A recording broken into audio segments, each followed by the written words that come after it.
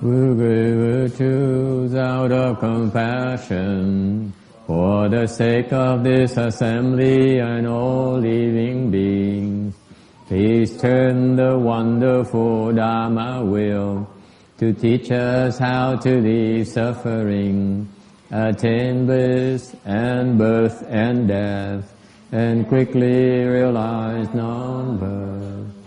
Cung thính đại đức tận thịnh, vì thứ pháp hồi cấp nhất thiết chúng sanh, tin chiến diệu pháp luân giáo đạo ngã một, như há liêu sanh thoát tự ly khổ đạt lạc, tốc chứng vô sanh. Homage to the Blessed, Noble, and Perfectly Enlightened One. Nam mô Saranto Suche Doye Erlahadi Samyao Samputo Xie.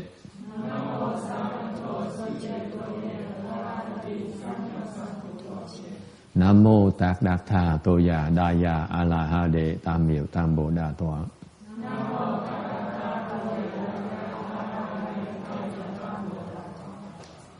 The unsurpassed, profound, subtle, and wonderful Dharma in 100,000 million aeons is difficult to encounter.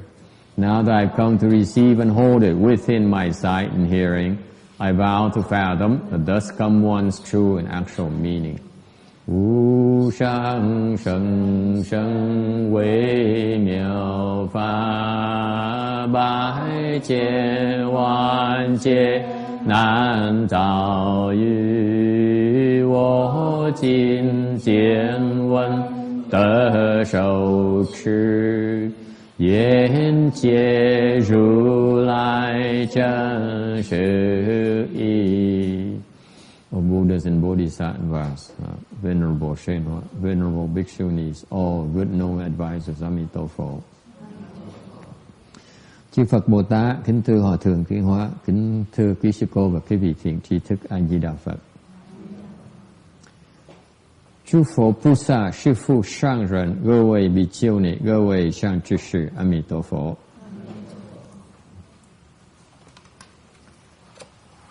Okay, we on slide 342, Amitabha Sutra, tấm 342 của kinh Phật thuyết A Di Đà. Any translation? Hey, where is Amy? Is she translating today? No translation? Okay, never mind. She'll come in time, in her own time, I guess. So we're talking about kalpas. Kalpas, nói về cái kiếp.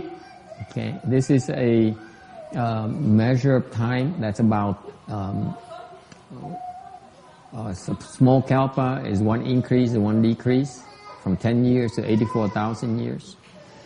Cái kiếp là cái thời gian, cái mạng sống người. By the way, average lifespan right now is 60 years. Therefore, we are on a decline, on a decrease side. Hiện bây giờ mình đang cái phần giảm, cái phần giảm, cái tăng với giảm, cái phần giảm của nó. Từ ngày Thích Ca Mâu Ni khoảng chừng 65 năm trong trung bình, bây giờ nó còn mạng sống bây giờ khoảng chừng 60 à. Càng ngày nó còn cục. And you start out 10 years, you're about as humans are about as tall as a dog, and then you increase by 1 inch every 100 years until you reach 84,000 years. Okay, and then you decrease. Okay. And Amitabha Buddha has been speaking Dharma since he accomplished Bodhi 10 kalpas ago. Ngài A Di Đà đã nói pháp từ khi mà ngài đại thành Phật cách đây 10 kiếp. Well, did we talk about this? It seems like we talked about this already. Okay, never mind. So 343. 343. Moreover, Shariputra, can you go through this?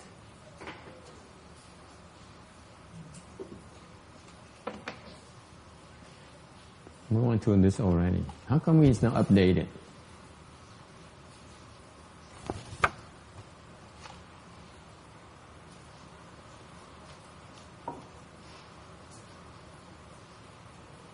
We talked about this already. Okay. I think this we haven't talked about this slide yet. Xin lỗi quý vị. I apologize for my getting mixed up here. I think we talked about everything except for 340. We on slide 348 tới cái tấm 348. Again, I apologize for the confusion here.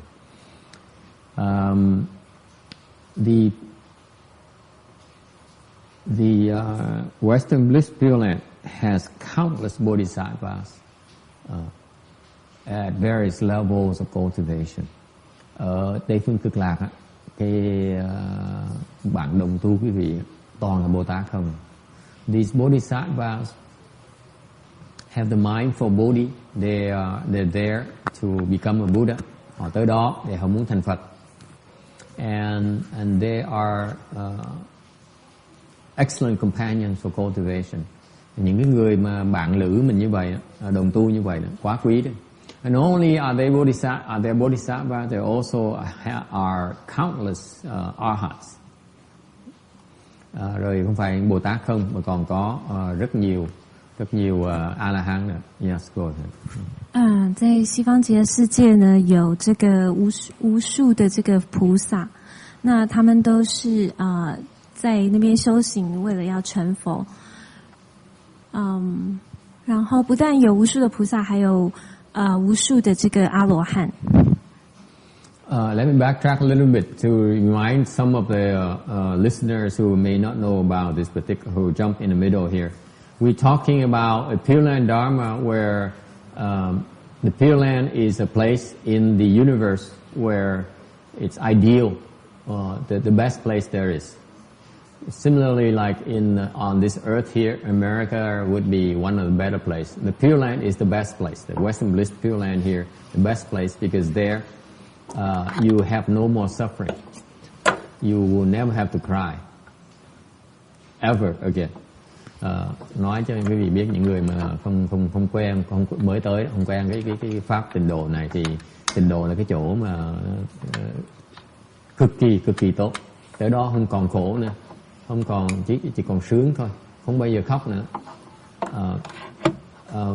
This is why the Pureland is the preferred place for living beings to go to. Thành ra cái tịnh độ là cái cõi mà tốt nhất mình có thể tới được. Okay, it's the best place you want for the people you love. Không phải riêng cho mình không, mà những cái người thân của mình quý nhất là gửi cho họ đi tịnh độ. Okay. 法师说，西方极乐世界是最好的地方，是可以去修行的地方。在那边呢，你绝对不用担心你会需要伤心。那所以就是你会想要让你家人去最好的礼物，最好的地方。So there's a question here. It says the Pureland has something called actual reward Pureland, where the two vehicles, the arhats and the pratyeka Buddhas, cannot get there. Okay. Whereas in the transformation Pureland, that's where the sages and the ordinary people can cohabit. The four fruition arhats all get reborn. And the question is, why only mentioned here in the sutra only the fourth stage arhat and not the remaining three fruitions? 这个问题就是说，十报净土，十报净土是二乘的不可以往生那边。Whereas transformation Pureland is that is the 有余方便有余。方便有余的净土是四果阿罗汉往生的地方。那为什么只讲四果阿罗汉而不讲剩下的三果呢？ So the answer is the sutra says that the arhats don't get reborn to the Pure Land they don't get reborn to the Pure Land or the Bodhisattvas, the actual reward Pure Land. And also the mention only fourth stage arhat for simplicity, because if you the Dharma can accommodate the fourth stage, then the other three fruitions of the arhats are much easier to attain as well. 因为就是说，无量Infinite Life Sutra is 无量寿经有讲说，就是只讲第四果阿罗汉，因为如果你可以证四果阿罗汉的话，其他三果就更容易证。Any question? Ai thắc mắc gì không?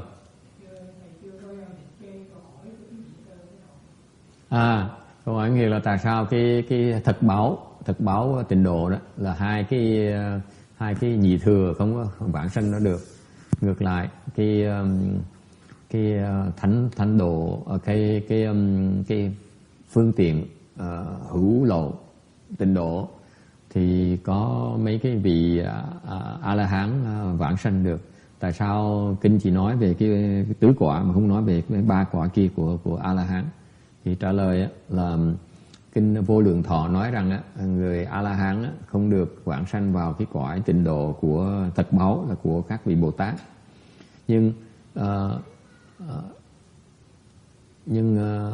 đó là nói về như vậy. Chứ thực ra mấy người A La Hán có quyền vãng sanh về những cái tịnh độ khác. Và họ kinh chỉ nói về cái tứ quả thôi, là tại vì muốn giảng dị hóa thôi. Tại nếu mình mà giáo hóa được cái tứ quả thì cái tam quả, nhị quả với nhất quả, sơ quả nó dễ hơn nhiều, còn dễ giáo hóa hơn nữa. Okay. Any other questions? Ai thắc mắc gì khác không? Okay. Yeah. Tại sao quý vị không có được sanh về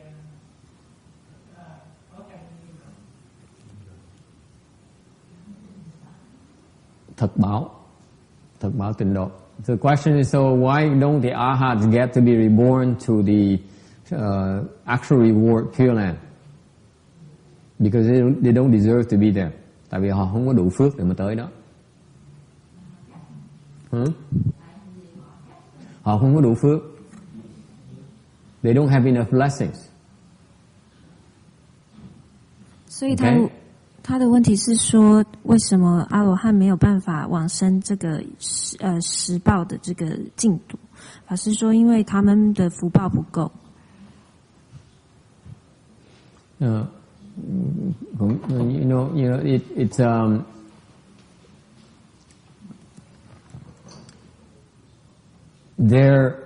they do not have access to the actual reward Pure Land. Because they don't qualify, they cannot gain admission to this Pure Land. Họ không được vào cái thật báo tịnh độ tại vì họ không có được phép vào, họ không có đủ sức vào. 法师说，因为他们还不够资格往生这个净土。Okay. Họ không có quyền vào. Tại họ vào họ vào như vậy họ sẽ làm cái thực báo tịnh độ nó bị ô uế đi. Tại A La Hán còn nhiều cái bầy nhầy quá, còn nhiều quá, thành ra không được vào. Giống như là quý vị mà xin lỗi quý vị nha. Quý vị mà dạng như có nuôi súc vật ở nhà, nhiều khi người ta nuôi chó, ta đâu cho chó vào nhà đâu. Cười. I'm going to offend a few people here, especially the Hinayana people.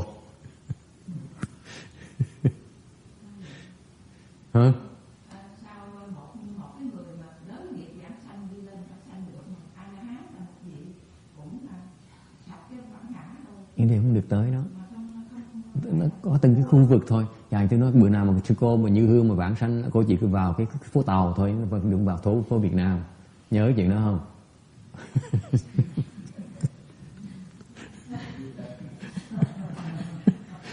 She complained. She said, "What is this thing here? I mean, the people can have a lot of offenses. They carry the offenses for rebirth. How come the arhats are much higher level and yet they can't go to the bodhisattva?" I said, "You remember I told you a few months ago, when you're reborn to the Western Bliss Pureland, you'll be sent to the Chinese quarters only." Praise the Lord.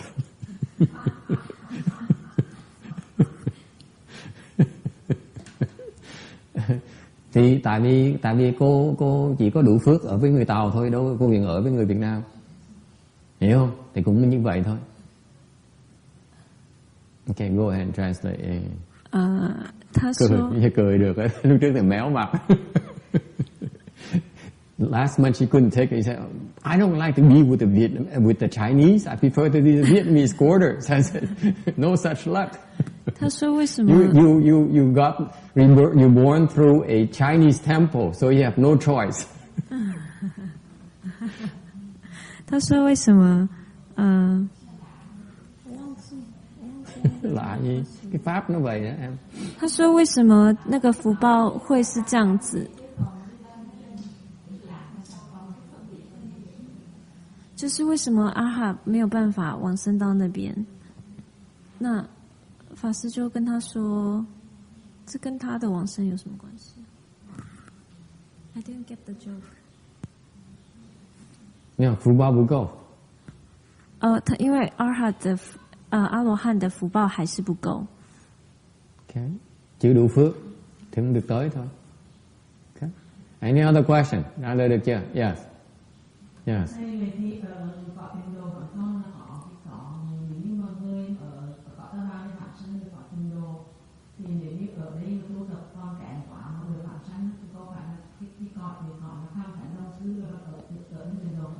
Nếu như mà hên nha, nếu như mà hên, còn có chỗ khác không tệ hơn tí nữa. So the question she says is that, so for ordinary people, then if they hear ordinary people like us who obtain rebirth to the Pure Land, so you go to a section of the Pure Land called the sages and the ordinary people cohabiting, meaning it's a mixed bag. You there with the arhats and the bodhisattvas as well, along with ordinary unenlightened living beings. So that's where we normally end up being, if we're lucky. If your grade level is good enough, you end up there. If not, you may end up in Wan Yin's palace, which is a little bit lower class. 所以他就讲到说，像我们这边，像我们往生西方极乐世界的话，我们是会，如果我们的福报够的话，我们是会到一个地方，是跟这个圣僧们，他们一起在一起的一个地方。那法师就说，对，但是如果你福报不够的话，你可能会去那个观音的那个另外一个地方。Yeah, 观音宫。观音宫啊。Okay, any questions? Yes, another question here. Back there, yes, the young lady back. You have a question? Yes, I actually have a pet, a dog, and I was wondering, you were talking about the Pureland, so it's only the human get to go there, or can the pet get there? Because I really love my dog. So what kind of dog is that? It's a mixed dog? Yeah. I love dogs too. That's why I would send my pets. Absolutely. It turns out it's a good question, by the way. Câu này câu hỏi là tôi có thương con chó, tôi cưng chó dễ sợ lắm. Tôi muốn nó có được vãng sanh được không? Tôi nói tôi cũng thích chó lắm. 他的问题就是说，他想要知道，他很爱他的狗，他想要知道说，可不可以把他的狗也送到西方极乐世界 ？Absolutely, you can send your dogs to the Pure Land as well. 当然没有问题，是可以的。What's the rationale for that? What's the rationale for that? Tại sao mình gửi chó đi được? Not only dogs, but cats as well, by the way, if for cat lovers. The master does not discriminate. 是说原因 So what's the rationale 原因 for 是 being 什么 able to 呢？ send the dogs and cats to the Pureland? Tại sao mình gửi chó với mèo để súc sanh đi được? Lý do tại sao?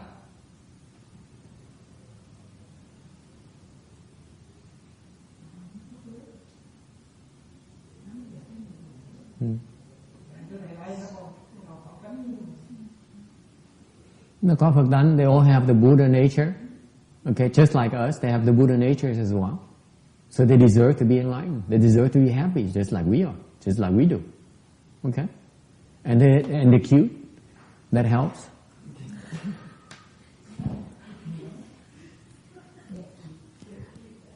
法师就说，因为他跟我们一样都有佛性，所以都是可以往生西方极乐世界。加上他们也很可愛。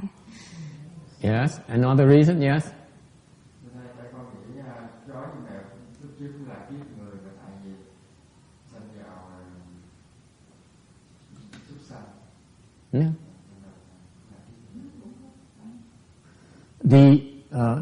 The gentleman says that animals are basically can just happen to be animals temporarily. In Buddhism, there's a concept of reincarnation. You keep on revolving. You change from animal. Now you become an animal. Go to animal realm, become an animal, and then next time maybe you become a human. And next time you become a god or goddess, and so on. So you don't know where you're going to end up, depending on which kind of retribution that matures at that point in time.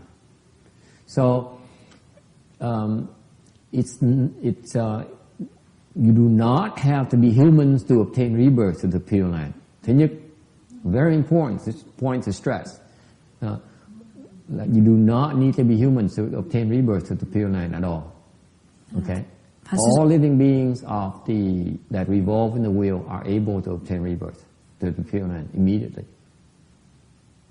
法师说很重要一点就是你不需要是人才可以往生西方极乐世界，只要是所有的这个众生都是可以的。Cái câu hỏi này quan trọng, tại mình nói cho rõ ràng là người là súc sanh chỉ là cũng là một cái chúng sanh đã, tất cả đều chúng sanh. Họ đang luân hồi trong cái lục đạo đó. Thành là trong họ bị vào cái trạng thái mà cái quả báo nó thành thục, thành họ biến thành súc sanh, họ biến thành người, họ biến thành trời. Như vậy nó chỉ tạm thời thôi. Vấn đề như hồi nãy sư cô Như Hương nói đó, nếu như mà lúc mà họ đổi cái thân mà họ đủ phước đó, thì họ tự động họ được vãng sanh. Vấn đề là quan trọng có đủ phước để vãng sanh là không thôi, lúc đó thôi. So the key thing is whether you have enough blessings to affect a good rebirth. That's all at that point in time. That's all. That's what matters. 所以重点只是你在当下有没有足够的福报可以去西方极乐世界。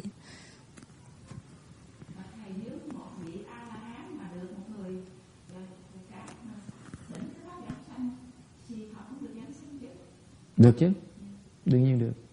Nhưng mà vẫn chỉ vãng sanh vào cái phương tiện hữu dư tịnh độ thì không được vào cái thật báo tịnh độ. Không được.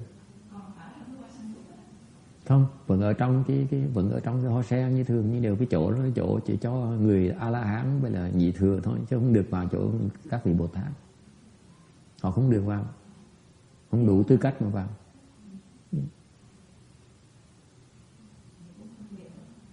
Đương nhiên, cái gì có nhân có quả chứ đâu có chuyện dễ dàng như con, đâu phải khơi khơi gì được. Cái Phật giáo mình nó rất là chính xác, không có khơi khơi được. Cái nhân nào thì quả vậy thôi.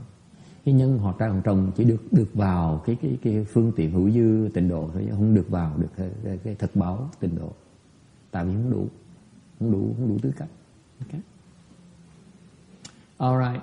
Any other things? So the point here is your great level is pretty important. Cái y nói là nó đưa tới là sao? Là cái phẩm vị mà nó quan trọng lắm. It determines where you end up in the Pureland. Chinese quarters or Vietnamese quarters. 所以法师说这个重点是你的这个grade level 等级吗？ Thành ra cái phẩm vị nó quan trọng lắm. Phẩm vị á, tại cái vị hiện giờ quý vị đang áo ước là được vãng sanh, chứ còn khi mà quý vị bớt lo cái vãng sanh cái phải nghĩ chuyện khác là cái phẩm vị mình sẽ ở đâu, mình nó vào chỗ nào. Chỉ còn tới mà vào phố tàu nó buồn lắm.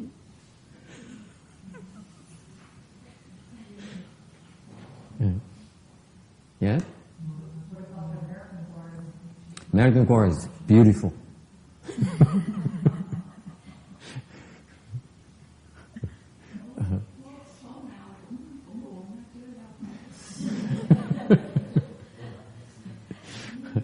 I will tell you this: American quarters have no nuclear threat.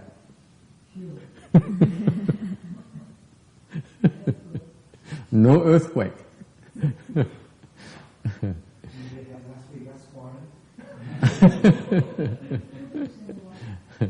No, that's too debauched. It's only for Thomas. Okay, any other question?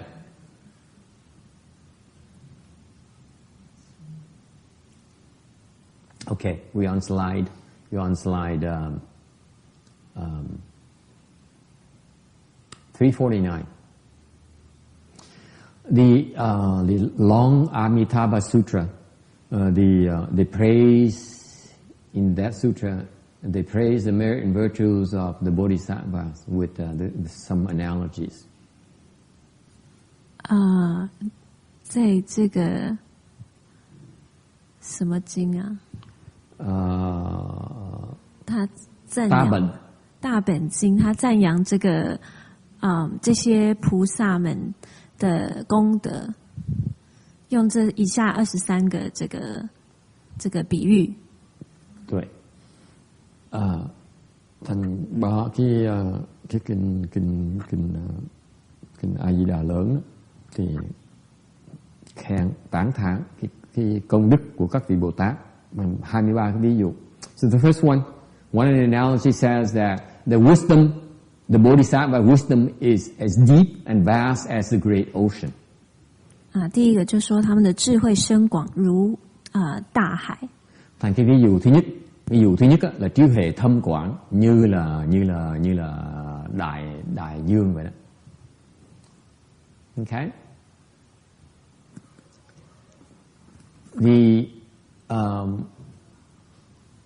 The bodhisattvas practice is to develop the wisdom. Cái pháp các vị Bồ Tát tu là mục tiêu của họ là để phát huệ. Unlike us, when we cultivate, most of us like to cultivate because we want to have it easy or have it more profitable or easier for us and have no trouble and everything is smooth sailing. Bodhisattvas are not like that. Bodhisattvas cultivate because they want to develop the wisdom. Quý vị phải nhớ như vậy nè.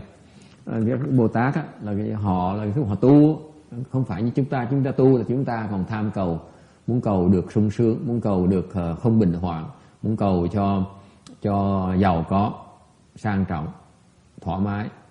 Còn các vị Bồ Tát á, họ tu là họ cầu để họ mở cái huệ ra, sự sáng suốt của cái đầu óc. 菩萨修行呢，是为了要真智慧，不是像我们一样想要这个比较过简单安逸的生活。Any questions?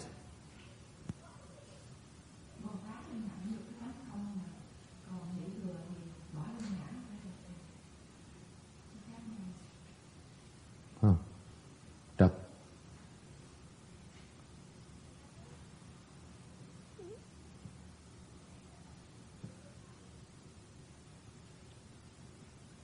The question she asks is the arhats, they get rid of the self, and the bodhisattvas can see emptiness. Is that the case? I say no. 他的问题是说，阿罗汉可以去除他们的自我，那菩萨可以看见空，是不是这样子的？法师说不是。sách vở diễn tả nó không rõ ràng, thành cái gì đọc sách không hiểu được đâu. The books are not clear about this, and that's why when you read books, you cannot interpret this. This is why academians and the low level cultivators have no clues on what they're talking about. Okay. They only use their imagination. They imagine things. They don't know what they're talking about. Anyway, bởi vậy cái khổ là sách vở nói nó không mơ hồ lắm, cố ý nói mơ hồ như vậy để khi quý vị đọc, quý vị tưởng, quý vị hiểu. Bạn cứ ngồi tưởng tượng ra là hiểu, chứ thực ra không hiểu, nói tầm bậy không. Nói là nghe là thấy tầm bậy, thấy trật rõ ràng, nhưng đều không sao mà giảng nghĩa được hết.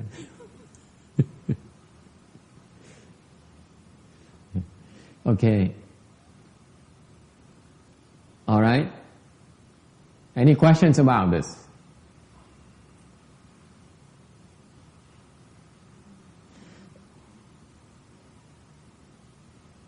Number 2, samadhi unmoving like Mount Sumeru. Thứ nhì là tam muội bất động như là Tu Di Sơn. 第二就是他们三昧不动如须弥山。Why? Tại sao như vậy? 为什么呢？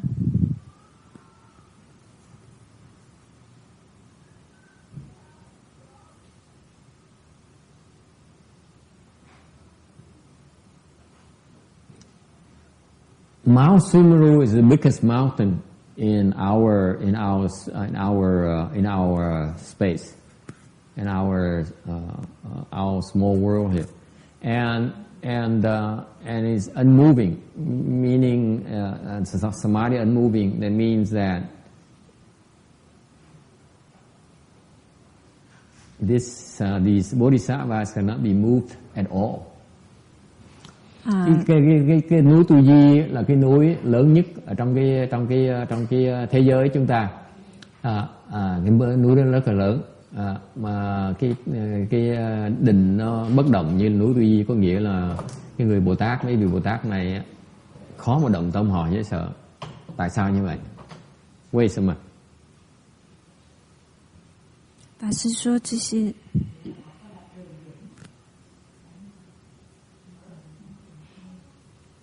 这些菩萨们的那个三昧是因为须弥山是最大一座山，所以表示他们是不动如须弥山。为什么？ Yeah.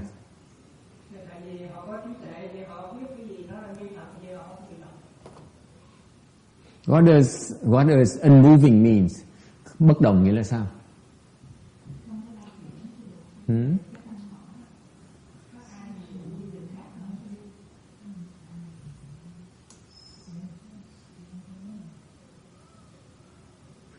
Unmoving means that they do not react. 不动的意思就是他们不会有反应。Bất động có nghĩa là không có phản ứng. Là sao?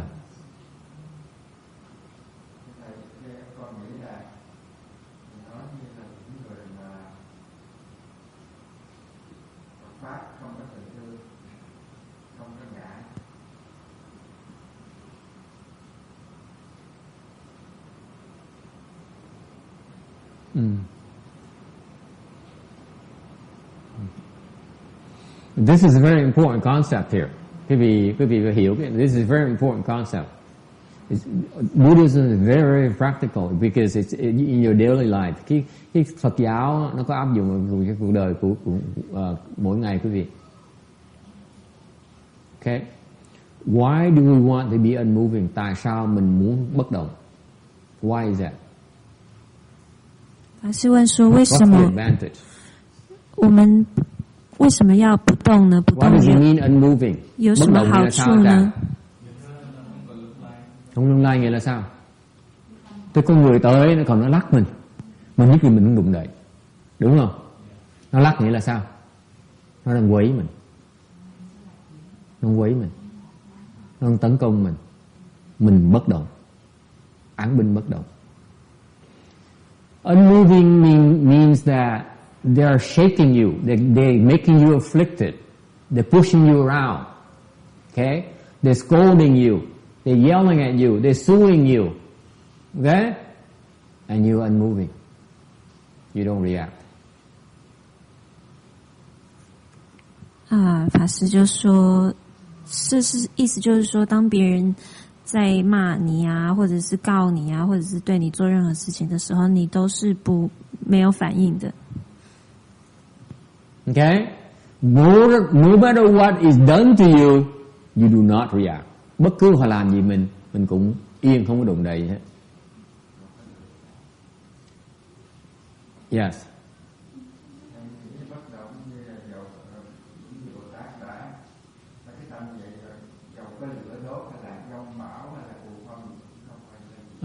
Đúng rồi, hoàn toàn không bị lái chuyện.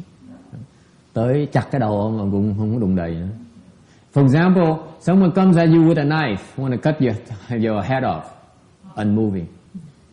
比如说，有一个人拿着刀朝着你要把你的头砍掉，你也是不动。So what does it mean? It means that they are so strong, they can take anything you throw at them. Nói cách khác, cái bất động nghĩa là sao? Mình mạnh đến cái độ, họ mạnh đến cái độ, bất cứ cái việc làm gì họ có thể nhẫn chịu được hết. 所以意思就是说，代表他们非常的强，他们可以承担任何向他们做的事情。This is strength. Đây là sức mạnh. This is true strength. We're not talking. Okay? We can take a beating and we will not retaliate. Nói cách khác, đây là thực sự là sức mạnh. Người ta có thể tấn công mình, người ta có thể giày xéo hành hạ mình hoàn toàn không có phản ứng gì hết. Mình không có trả đũa lại. 这个就是所谓真正的坚强。Yes, Roberta. If you know you're going to get a beating, should you walk away? Okay, good question. Coming from a woman.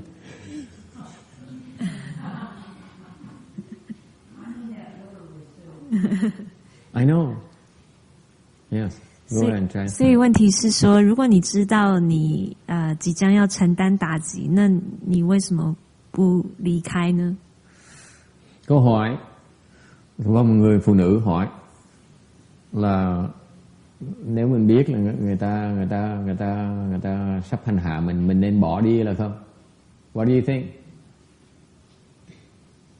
Wouldn't walking away mean that you running away from it? Would mean that you are a wimp?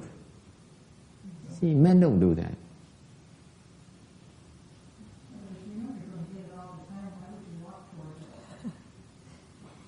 What? Because you're afraid to get hurt? Is that it? Tired of it is a form of weakness.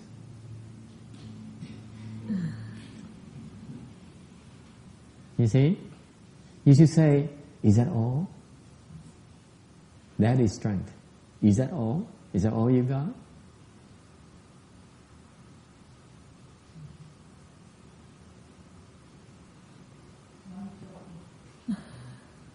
You see? You walk away because you still fear. You still have fear in your heart. You fear that you get hurt. And when you get hurt, you cannot take it. Okay? Now, I have news for you. If you allow yourself to get hurt, if you don't die, you can take it. Thanks. That's reality. There's no need to be afraid. Okay? This is why we cultivate, by the way. We cultivate because we push ourselves to the limit. And by pushing ourselves to the limit, we build our endurance. We can take more and more and more. We can take more than the other person can dish out at us. That's called strength. Okay?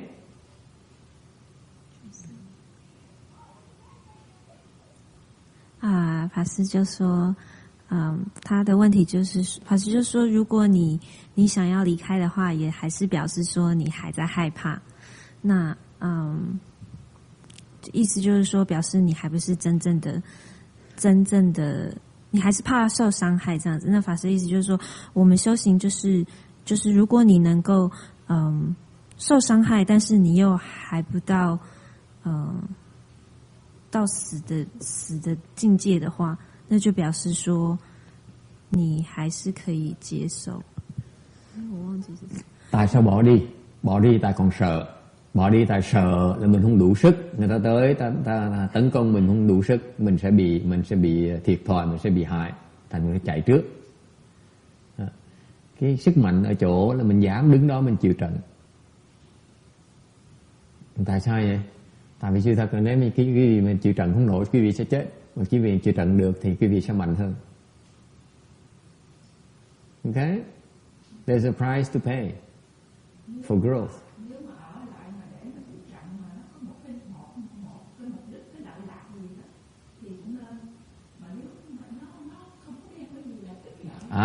Now she says, I'm willing to hang around if it's beneficial, if it serves a purpose. If it serves no purpose at all, why should I hang around?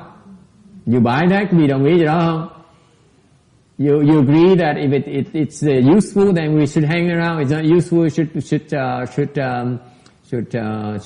leave.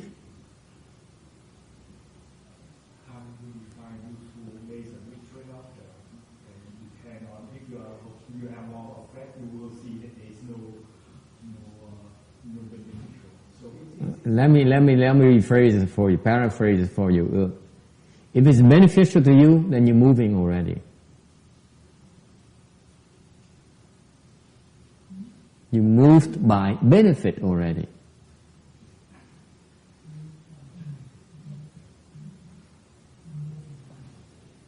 Thì tôi trả lời cho quý vị nghe. Nếu như mà lợi nó ở lại, không lợi nó bỏ đi á, thì có nghĩa quý vị đang bị cái lợi nó động quý vị rồi. 所以他的问题是说，如果他是说对我有益处，我才要留下来接受这个打击；如果对我没益处，我为什么要留下来承受它？那法师， Đây là cái lời nói của người mà chuyên môn bị động. This is the word from someone who's moved constantly. 法师就说，如果对你有好处的话，就表示你已经是被那个好处，你已经是因为好处动了。You don't move, no matter what.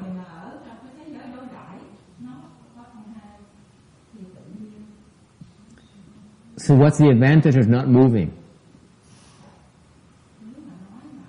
You see yourself, if you are unmoving, and you suddenly move, that means you still are triggered. You recognize what triggers you to move. Isn't that beautiful?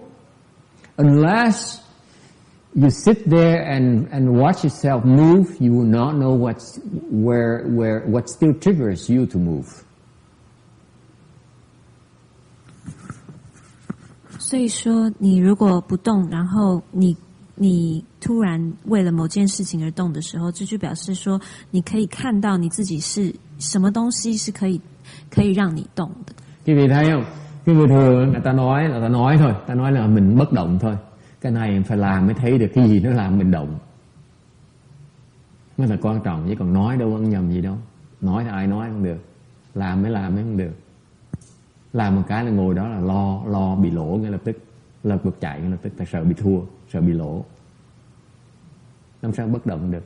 Sợ bị thua, làm sao mình làm bất động được? Chấp nhận thua luôn mới bất động được nhé.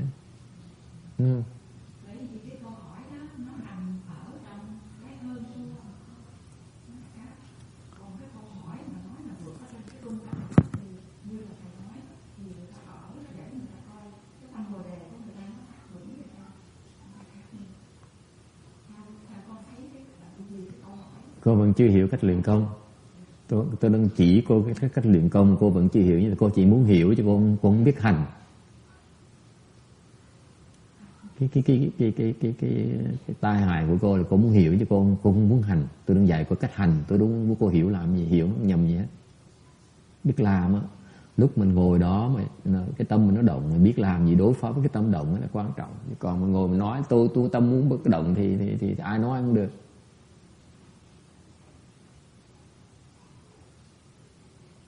Cứ nói không à.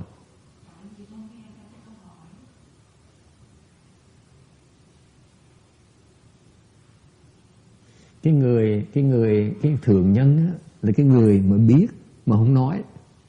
Cái người tiểu nhân á, nói không làm được cái gì hết á. Thích nói lắm. Trời, nói cái gì nói cũng được hết á. Nói trời, nói trăng, nói gì cũng được hết á. Mà làm cái là làm không được. Cái người thường nhân là người biết làm, người ta không nói.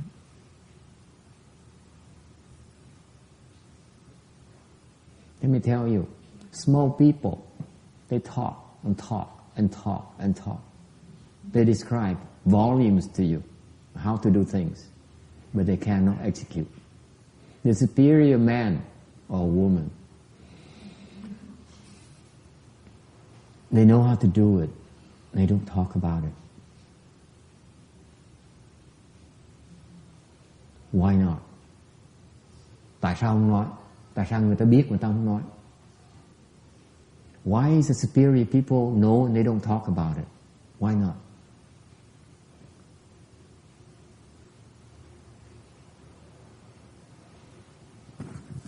Pháp sư说，比较优越的人呢，他们是不会一直说，他们就只是直接去执行它，是比较不优越的人才会一直在讲，而都没有行动。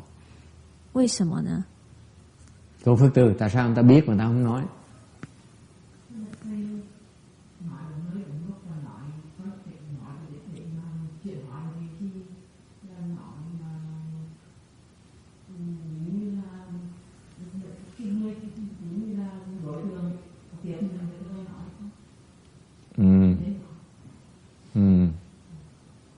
Tôi trả lời vắn tắt, nói làm cái gì? Cái đòi nói thôi, cứ nói thôi. Suốt ngày tôi gặp mặt phải đòi nói, tôi biết. Biết cái làm cái gì? Nói thôi.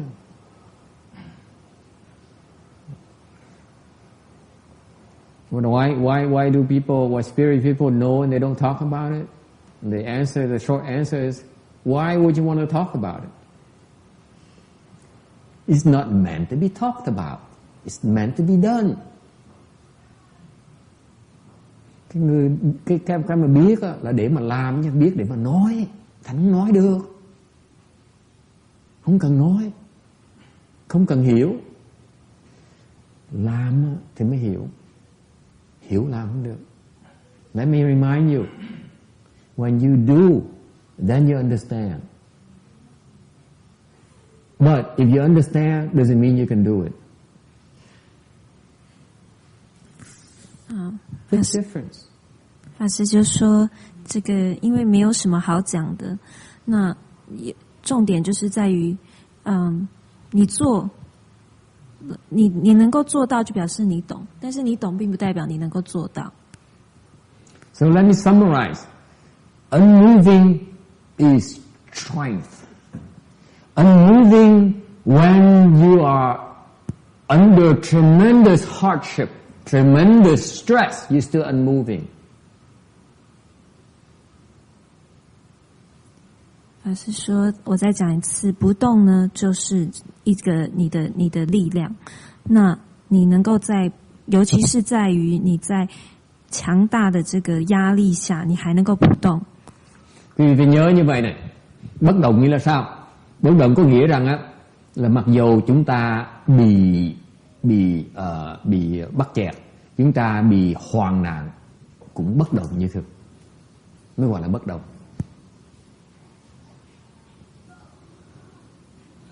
So what does it mean? Do not be afraid of hardships because it makes you unmoving.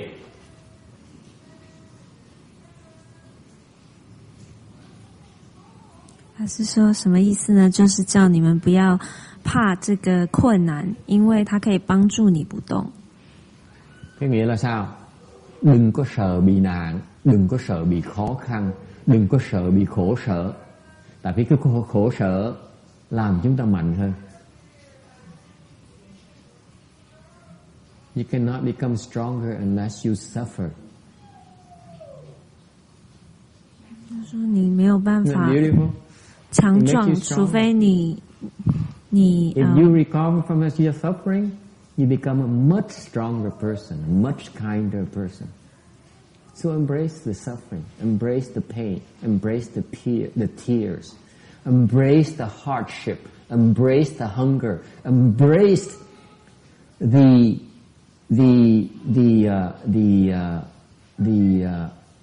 unbearable, because it makes you stronger.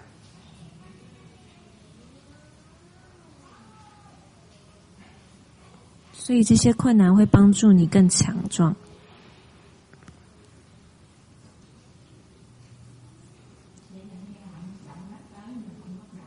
Bất động như thực ngồi đó, cho nó sập đi.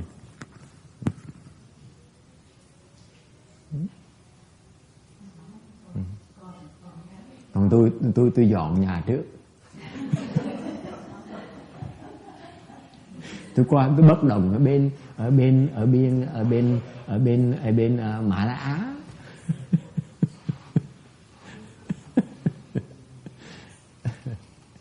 Okay, any questions here? Yes.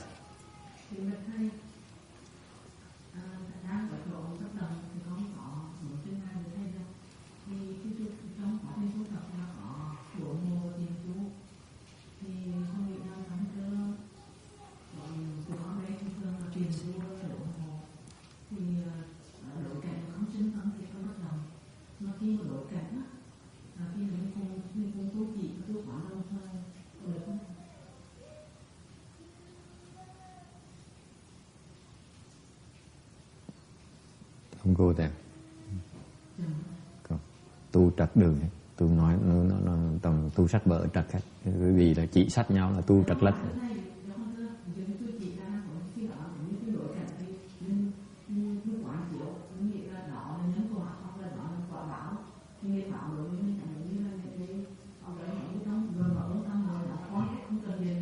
Bởi vậy thầy cô dạy cô dùng cúng trật hết. Trật hết, trật lất hết, thành ra phải trật đường hoài. Bởi vì cái khổ là vậy. Cái người muốn việc làm á, ta nếu sách ra ta chỉ đường tầm bậy hết. Người mà làm rồi á, ta nói cái nó trật. Okay. Đường trật rồi, không nên đi đường vui, không cần suy nghĩ. Okay. Không có gì hết, không có quản gì nữa. Tâm mình vô động, bất động. Cái pháp như vậy vẫn cái đo đồng như thế. Quảng làm cái gì? Hả? Đâu có kẹt đâu. Tôi không có tâm xong tôi kẹt được.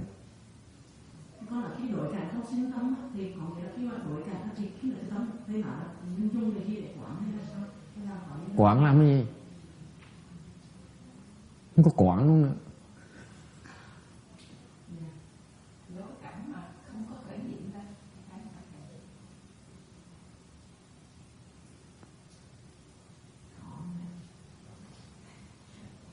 Khó tại vì vẫn chưa biết dụng công. Okay, any question? Yes.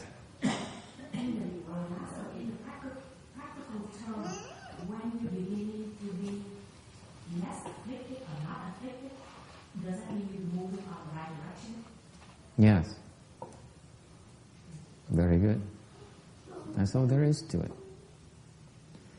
You face hardship because it makes you move. You keep on facing it and facing it until it no longer makes you move. That's the only way. It's the only way. What else? What else can you do? That's your retribution. You're supposed to suffer. To suffer until it no longer bothers you. Isn't that freedom? Why should you be afraid of it? Suffer.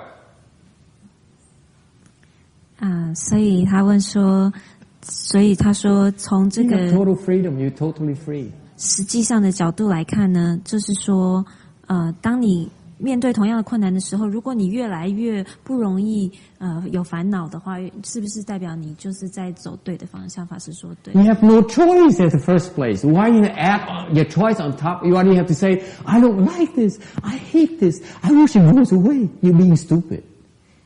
You're supposed to suffer. So suffer. You're complaining about it is not going to help.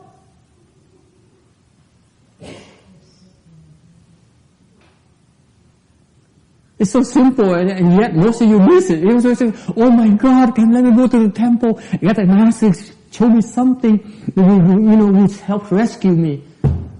And what does the master do? He says, "Go home. Everything is okay." He does nothing. Now you know my secret.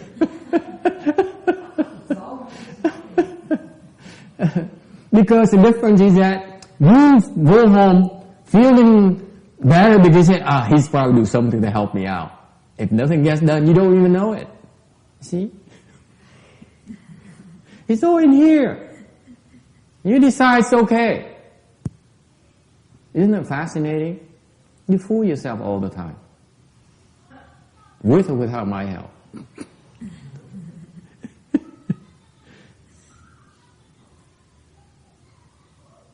Because you are living in a dual world. You have pleasure, you have displeasure, you have like and dislike. You live with that, you live by that. So you have to face it until you no longer are moved by those things. Does it make sense, Roberta? Don't tell me that you hate your leg pains and your aches and your arthritis. Baloney.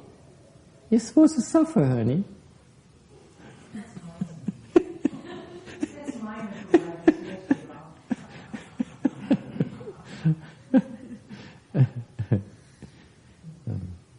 Yes. Translation? Oh, they understand.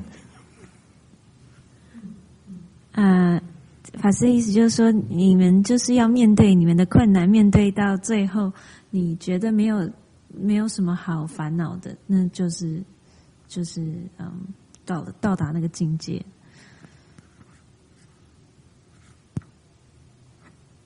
Okay, any question? Yes.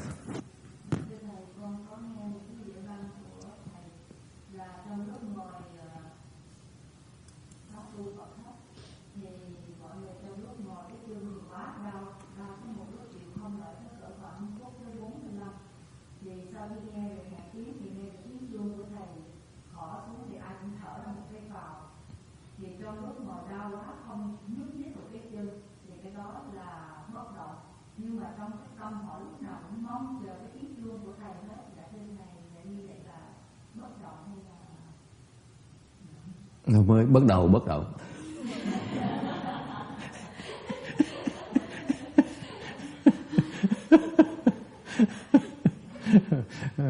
Đúng đường rồi. Muốn bắt đầu mình phải biết nhẫn. Mình phải chịu đựng.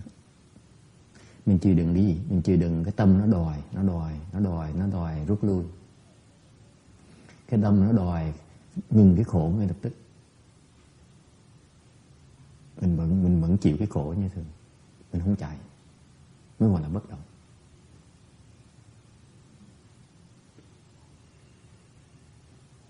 Thầy giống như mấy cái nhà cách mạng mà người ta bị tra tấn này kia đó, mà người ta không có tra. Không, tôi nói tra tấn là cái trường hợp đặc biệt.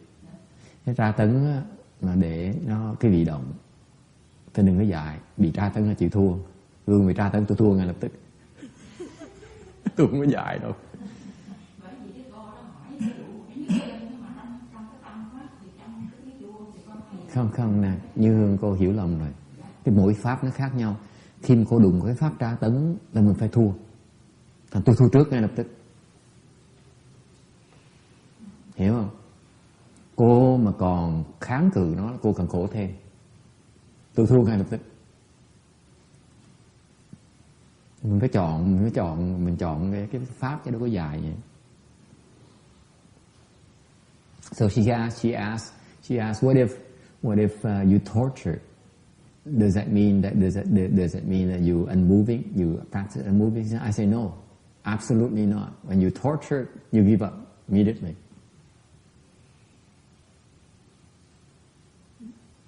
Why? Because torture, ultimate goal is to make you fail. Therefore, the longer you hold on, the more you suffer. So why bother? You eventually will fail. So I fail immediately. I give in.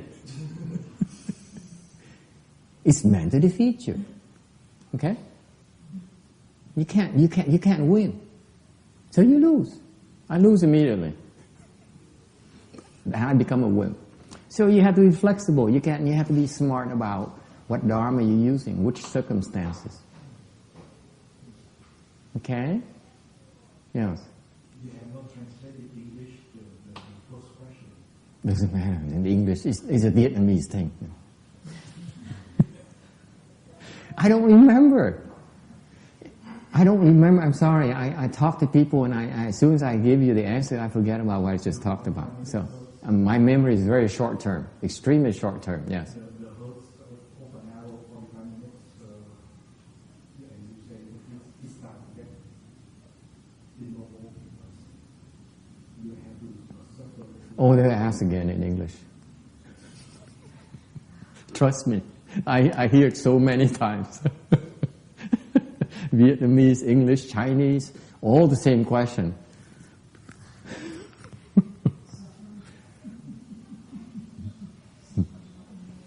Okay. Any other question? Ai thắc mắc gì khác không? 要翻译刚刚那个被折磨的吗？他说，他问说，如果你被折磨的话，那是不是一样的道理？法师说被折磨不一样，因为折磨的目的是要让你能够折磨的目的不是要让你克服它，是要让你放弃。所以他说，如果是他的话，他很快就会放弃。Let me tell you, the unmoving part is strength, is associated with strength. Okay? Nhớ như vậy này, cái bất động đó, nó liên quan tới cái sức mạnh của quý vị. Your strength.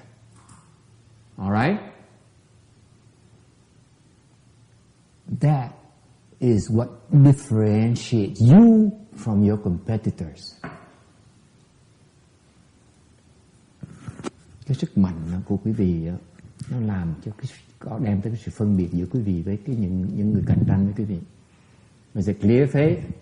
If you go for an interview, the boss remembers those who leaves a deeper impression. That's what happened to me. Okay? Of all the people you interview, what do you have? You remember the one that somehow lingers in your mind. That is your mental impression. Okay? That's your mental strength. That's interviewing skills that most people do not have.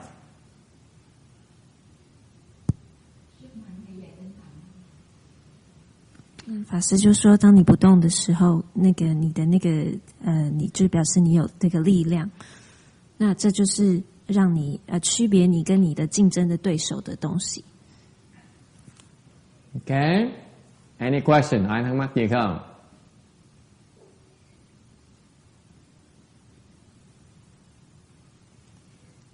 All right, number 3. Wisdom light, bright and pure, that surpasses that of the sun.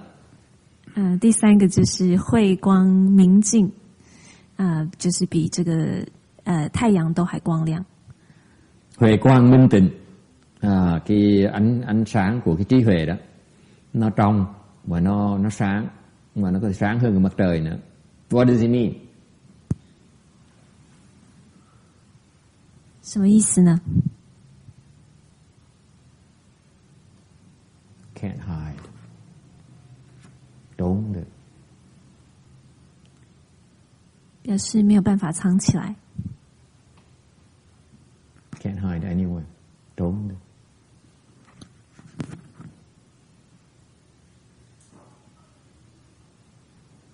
Okay? You can try to hide, but you can't.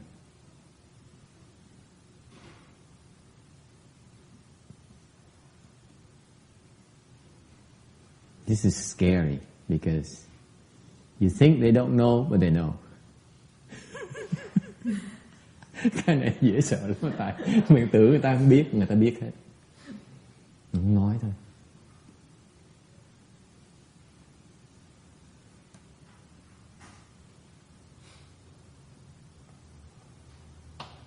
What does it mean? Có nghĩa là sao? What does it mean? Can't hide. Bright. What does it mean? Amy, what does it mean?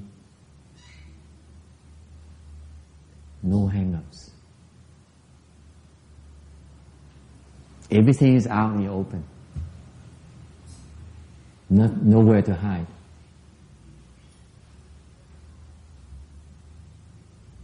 See? No shadows, no dark corners, nothing off limits. You feel this.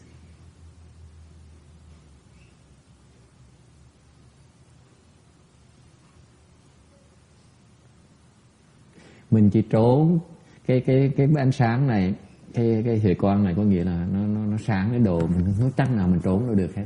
Có nghĩa là sao? Có nghĩa là sao? Mình hết sợ rồi. Cái gì mình không còn giấu gì nữa hết. You hide nothing anymore. You're so free.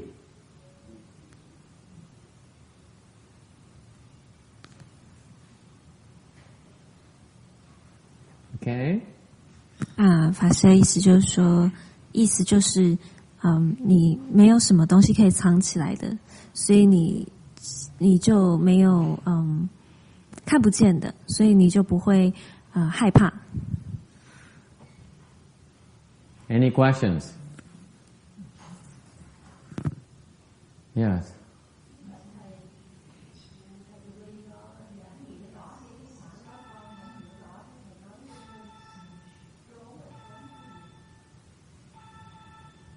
Trốn mình giấu.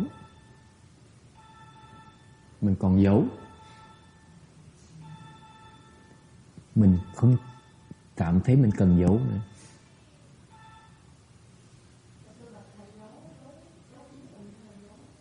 Giấu cái gì mình muốn người ta biết.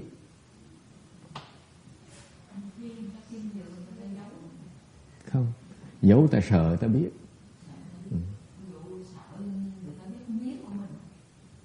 Biết chỗ hiểm của mình, biết chỗ hỏng của mình, biết cái sơ hở của mình, biết cái thầm kín của mình.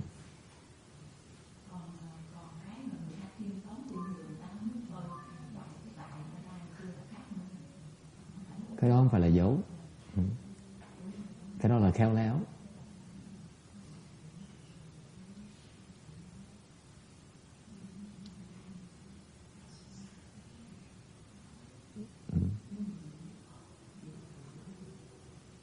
Any question? Ai thắc mắc gì khác không?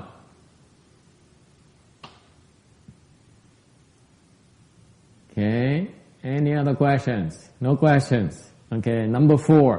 Pure Dharma perfected and complete, like snow mountain. 再来就是净法满足，如雪山一般。Tịnh pháp mãn túc. Cái pháp thanh tịnh nó vẹn toàn. Nó giống như là tuyết sơn vậy đó. Nghĩa là sao? What does it mean?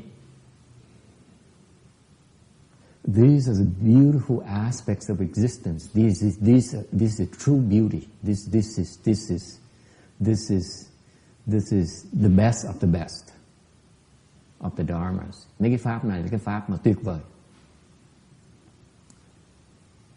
So what is pure dharma perfected and complete?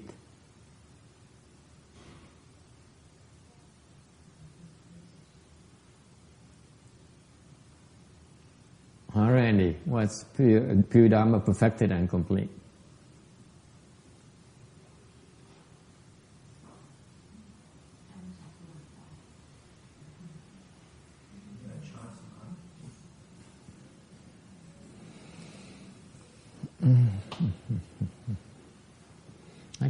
can't look at anyone that I would like to ask this question. That's why I struggle so much.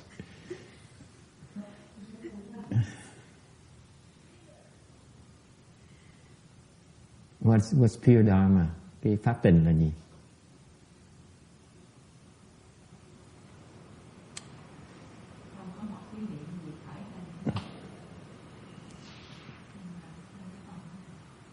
She says, is no thought arises in your mind.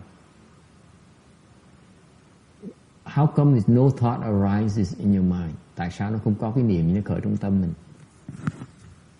Translate quickly before I forget. 他说这个是没有念头会起来。法师说为什么呢？ Why not?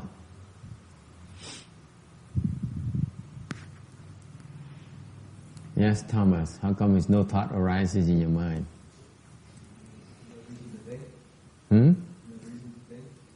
No reason to think? Yeah, plenty of reasons to think. You think about your teacher, you think about your parents, you think about your girlfriend, you think about food, you think about me. I mean, no. Hopefully. You know what I mean? There's so many things to think about. How can you say no thought arises, no need to think? Are you kidding me?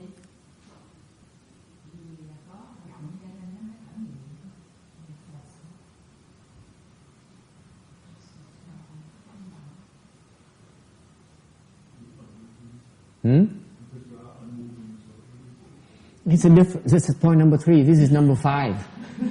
Number 4. Come on, it must be obvious to you. They don't repeat.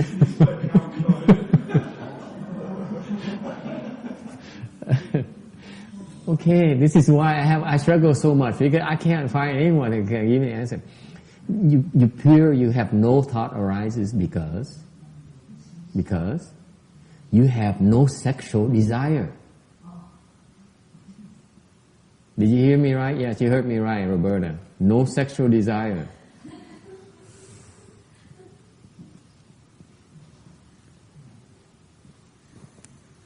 所以说，法师说，是因为没有这个性欲，所以才没有这个念头会产生。Là sao? Tại sao mà không có cái niệm nó khởi lên, không có niệm cơ? Tại vì không còn ham luyến ái nữa, hết rồi. Không có động nữa, không có thèm nữa, không ham nữa. Okay, let's move on.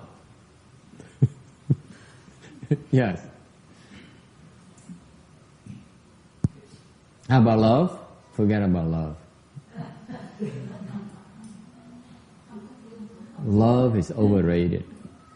Okay, now next question. See, it tickles people. Yeah.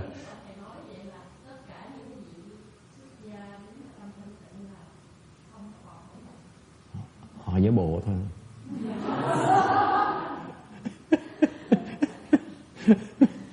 So she says, so all these this is important because they don't ask these questions. That's why I need to translate. As soon as they frequently ask questions, I forget very quickly.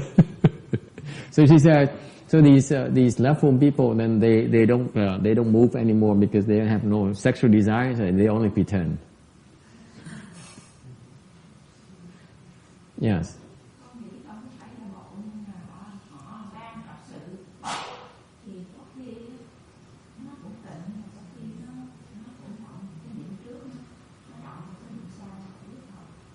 Đúng. Nhưng nếu mình giả bộ nó trông nó xôm hơn.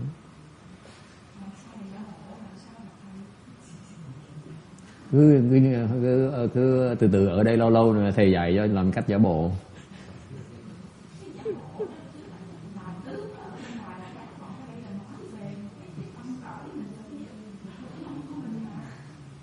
Đúng. Yes, Thomas. You're still not sold on your question. Yes, what is your question? Well, the question was just, is it possible, could you say that your mind or your thoughts, or we usually think about thoughts, is both kind of like sending and receiving signals, right? I mean, we pick things up and we produce things and send them out. isn't it kind of like a jumble of stuff that what goes on in our head usually? You see, this is why you guys are so poor. The driving, the engine of all your thought is a sexual desire. So if you think a lot, you still have a lot of sexual desire.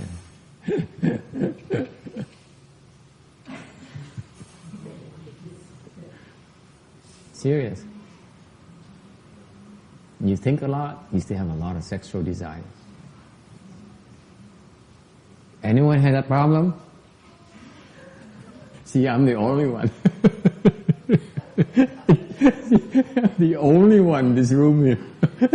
All of you are free from it. Wimps. You see, you want to see. Speaking of hiding, you have so much to hide. Không ai dám giơ tay hết. I got you all. You red-handed. Too late now.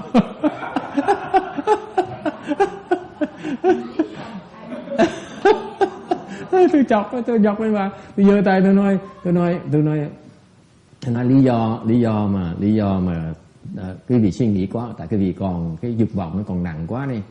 Tôi giơ tay tôi hỏi có ai giống như tôi không? Có ai mà suy nghĩ nhiều như tôi không? Không ai giơ tay hết. Ai cũng giấu hết.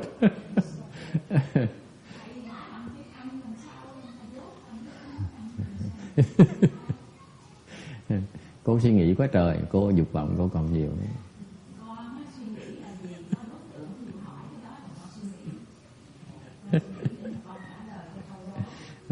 Người ta hỏi mà không suy nghĩ mà trả lời mới hay, chứ còn hỏi mà phải suy nghĩ mà trả lời là chết rồi, là vẫn còn dục vọng còn nhiều quá.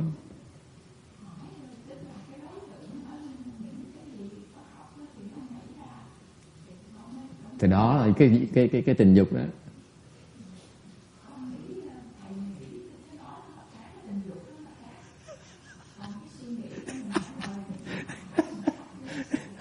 Tôi 74 tuổi tôi không tha, tôi bóp cổ bà. Ok, tôi bữa nào lát thầy nói riêng cho thầy dặn nghĩ tình dục cho Như Hương sau.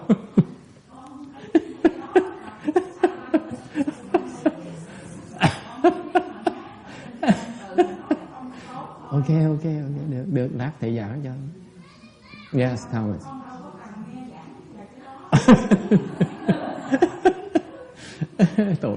Tội dễ sợ. Và người nào tuần nào tới đây ngồi đó để tôi thọc tiếc bà.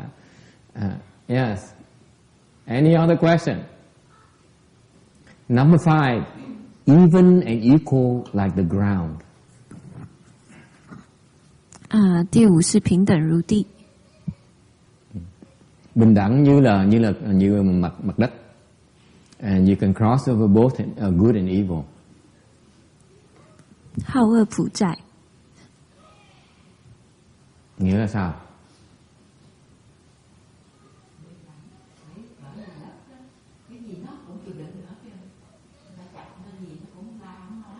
Chọc không nói. Đó là bình đẳng. Gần trúng, được còn trật.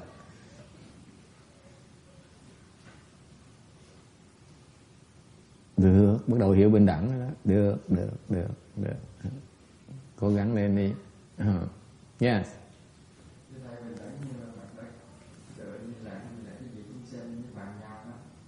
Không phân biệt. No discrimination. You don't discriminate. 表示你不会歧视，没有分别心。Không, nước không có bình đẳng. Nước nó cao có thấp.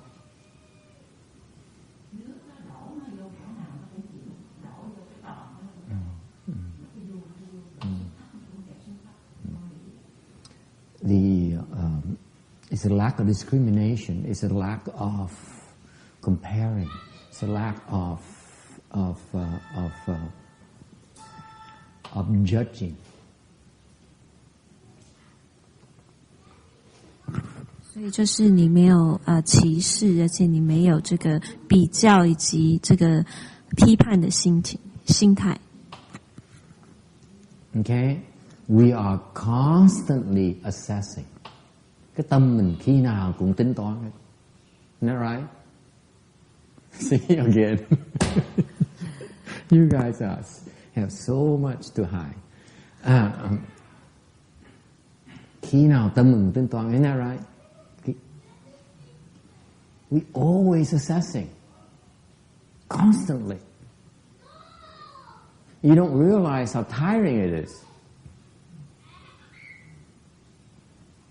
Quý vị biết không? Phí sức quá này, tốn sức quá này, khi nào mình cũng tính toán.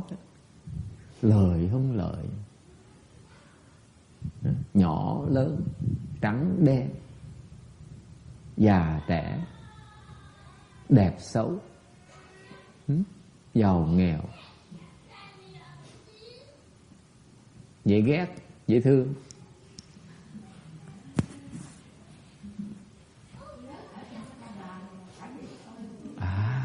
Đúng rồi. Cái pháp thế gian là cái pháp so đo. Mình phải so sánh. Mình cứ phí sức mình so sánh hoài à. Mình không thấy là cái đen với trắng á, cái phải với trái á, nó chỉ tạm bợ thôi, nó không có nghĩa gì hết. See, the worldly dharma is that we constantly assessing, we constantly judging. We don't realize that right or wrong is all relative. It's meaningless.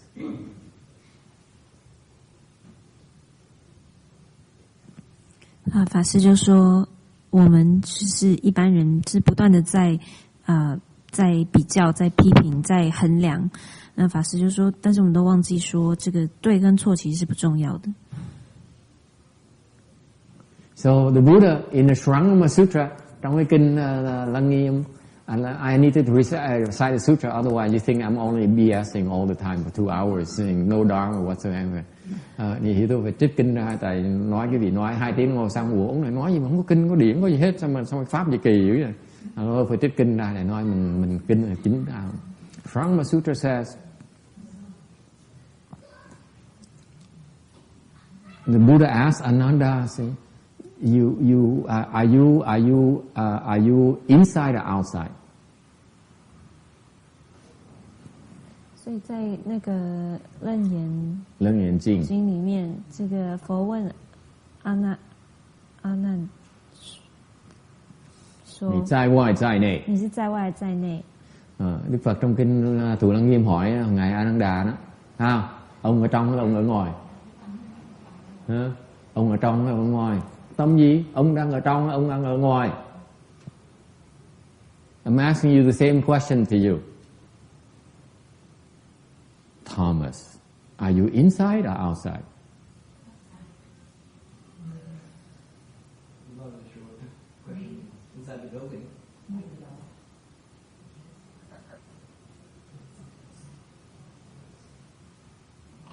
It depends where you're looking from, doesn't it? Depends on your reference points, doesn't it? So, if you move your reference points, then it changes. So why does it matter you're inside or outside? It's irrelevant. It's meaningless. I'm getting wet if I'm outside. Yeah, right now you're outside and you're wet.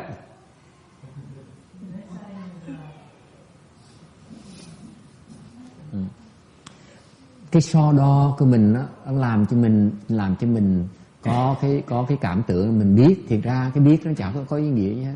It's meaningless. That knowledge you have acquired from assessing, from judging, from comparing is nonsense.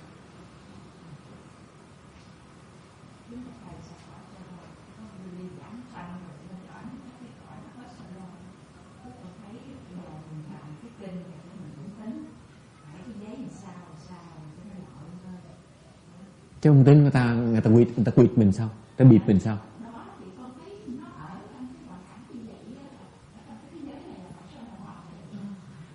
Tại sao như vậy? Thì cô nghe cái câu là nói không? Ha? Đi với thầy tu thì mặc áo cà sa, đi với ma mặc áo giấy chứ. Nghe câu đó chưa? Có gì thắc mắc không? Có hiểu gì cái phần câu đó cô không hiểu không? Mình linh động như vậy đâu có nghĩa là mình so đo đâu.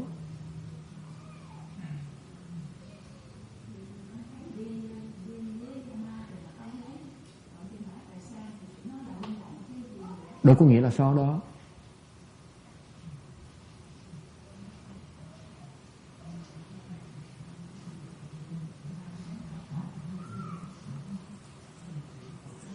Okay, next question. Okay? Free yourself from discrimination. Bớt so sánh. It's not necessary. Không cần thiết. We all get what we deserve. Isn't that right, Roberta? You can run all you want. You can't hide forever.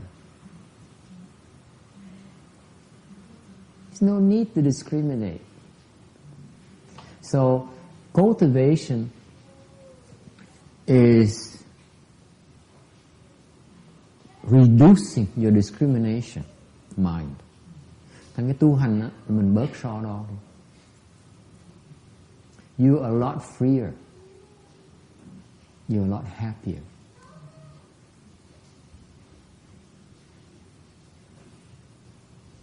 Because if you keep on discriminating, you still want that nicer car, that nice big rock here, VVS1. Okay? I just want one. Okay? You have one, you want one bigger.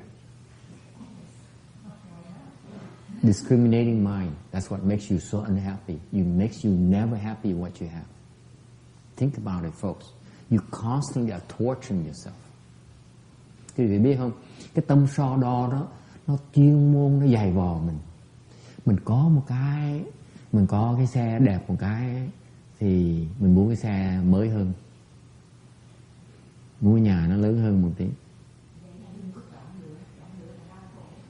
Thành ra cái so đo nó giúp nó đem cái dày vò tới cái tâm thần của mình. Dễ sợ lắm. Mà mình nghĩ là mình khôn. Isn't that right, Jasmine? We think we're so smart because we know better. We can discriminate, we can analyze right from wrong, beneficial from unbeneficial. Because of that ability to discriminate, to analyze, that's why you're so unhappy all the time. Because you could do better, can't you?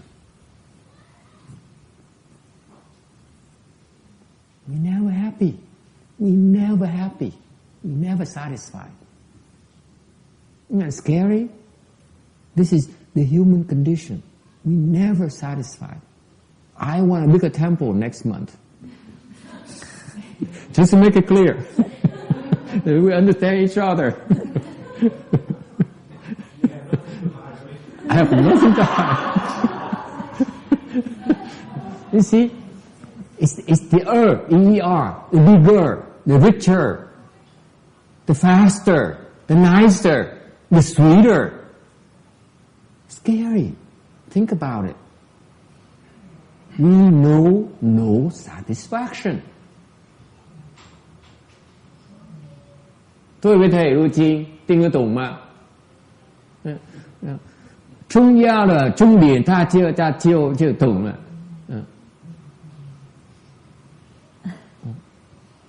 It's scary. Think about it. You have young people like Jasmine who goes for her higher education degrees and so on, so that she can discriminate better and pride themselves on being able to do that. I deserve more pay. I'm underpaid. Give me a break. Who thinks that he or she is underpaid? Who thinks you're overpaid?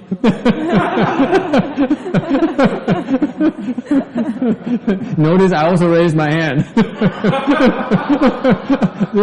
Tell all of you.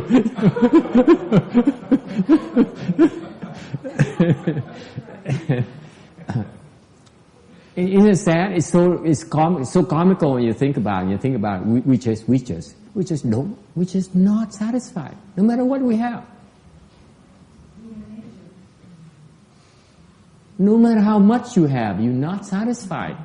No matter how much your husband loves you.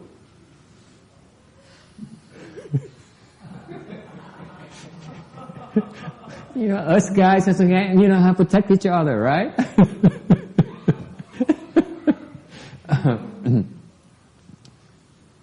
Agree?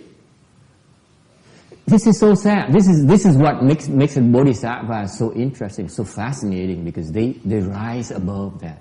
They can see through it and they say, okay, I don't discriminate anymore. Okay? Cái vị Bồ Tát đặc biệt lắm, họ thoát được cái này, họ thoát cái tâm phân biệt. And you can be like that too. You stop discriminating. Bớt cái phân biệt. Be content. Be content with what you don't have. You look at your bank account and say, I have so much. This is too much already. Why? Because, let me tell you why.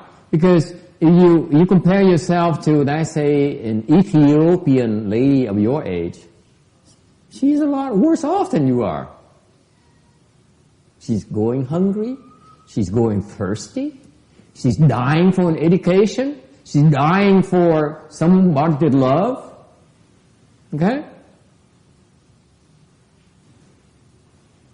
Be content. Tập biết hạnh phúc, biết vừa đủ. It is so important, folks. Happiness is within your grasp. Cái hạnh phúc ở trong cái tầm tay quý vị á.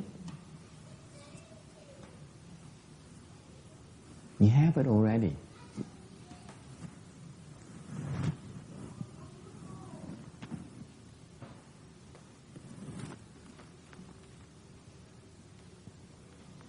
Why is it important? Because unless you're satisfied, you cannot make your mother happy.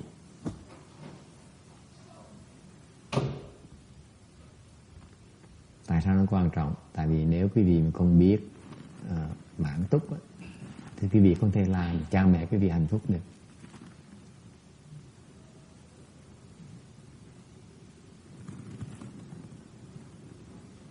Okay? Questions?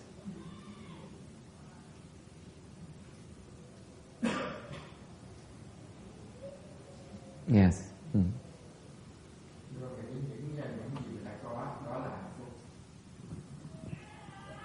Đi nhiều hơn thì nó vui, nó sướng hơn một tí nữa. Sướng hơn nữa. Cái đó, cái hơn đó. Cái chết là cái hơn đó. Mình cái đòi. Mình cái miệng mình nói thôi, mình vẫn đòi hơn một tí như thường. Đúng không? Đúng. So everyone says, the gentleman says, it's just happiness is to be content with what you have. I said, but would be nice to have a little bit more. Okay, that's how we are. We want more and more and more. That's what makes us happy, I guess. Okay, next. 350. Pure like water that washes away all defilements. 清净如水，可以洗去所有的这个。Thanh tịnh như nước, có thể rửa sạch hết tất cả những cái ô uế.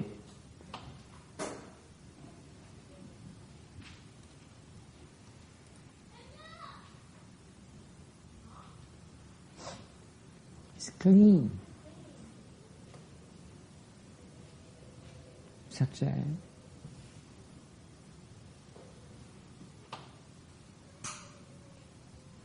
Okay? You're able to get rid of all your defilements, all your icky stuff. Cái thanh tịnh có nghĩa là sao? Quý vị có thể rửa sạch hết tất cả những cái cặn bã của mình, những cái dơ dáy của mình.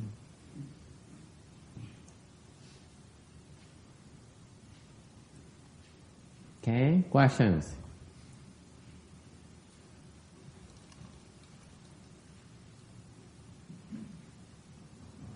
Number 7, like fire king that burns all afflictions fuel. 第七就是犹如火王，可以烧所有的烦恼。烧烦恼柴。烧烦恼柴。Tựa như hỏa vương, như là cái vua lửa vậy đó, nó có thể đốt hết tất cả những cái phiền não, những cái phiền não nhiên liệu.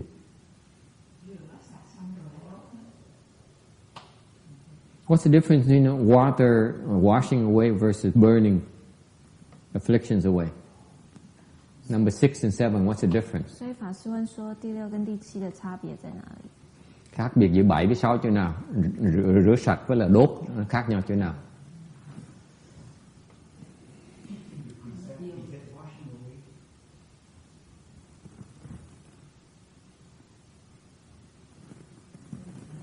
And what about the fire?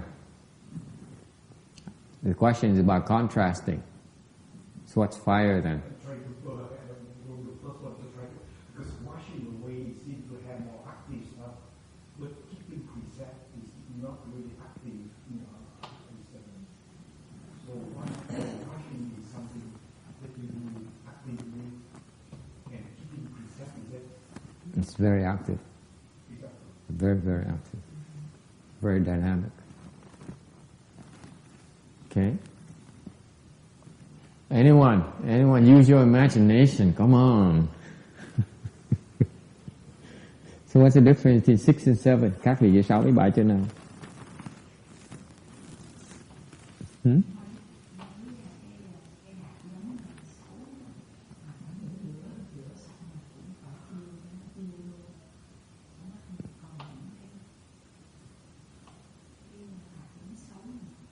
Come on, all you smart and savvy people and intelligent people. What's the difference between water and fire?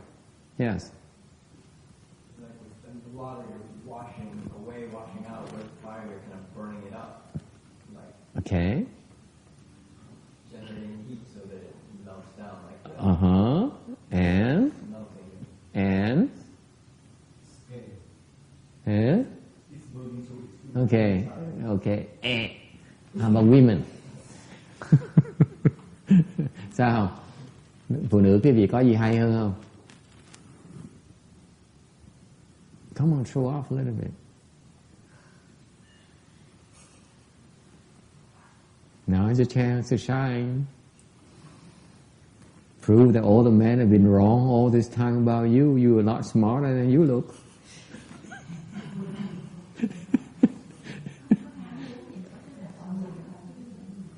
It is so obvious, especially for you women. I'm amazed that you cook and you wash all the time. You cannot even tell the difference.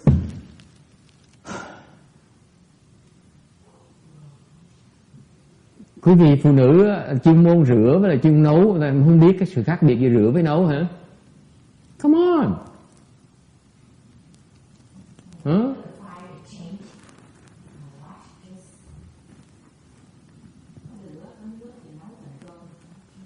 You wash the outside. You wash the vegetables and the cauliflower. Remember? Okay, it's outside. Can you wash inside? You have to cut it up, right? Before you can wash it, right? If you can't cut it up, what do? You bake it.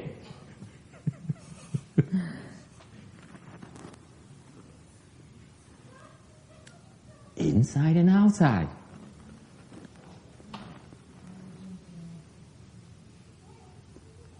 am I the only one who cooks around here? I know men don't cook, but come on, ladies. 所以法师 Bữa nay 说 chọc quê với bà quá. 差别就是内跟外， Cái bà được quê quá. 洗净是洗外面。 Yes. khác nhau nhưng mà nghĩ là hơi giống nhau là tại vì nước á như là tinh khiết để được sạch những cái tâm nó được trong sáng, cũng như lửa sẽ đốt cháy những cái phiền não, những cái ưu tư của mình để cái tâm được trong sáng sạch. Cái lửa nó nung thành vậy, nó đốt cái chất ở trong mình không thấy được, nó bị trồi ra. Cái lửa nó hay lắm. Cái đặc điểm của lửa như vậy này, cái lửa đó, nó có chất nhiệt, nó nóng, nó nung á, thì cái ở trong cái cặn bã ở trong nó bị trồi ra, trào ra. Công dụng lửa cực kỳ hay. Ok? Thành ra hai cái đặc biệt nó khác. Tại sao? Cái dơ giấy là nó chỉ những bụi bặm nó bám mình thôi. Rửa còn dễ, lấy nước rửa nó đi dễ dàng lắm.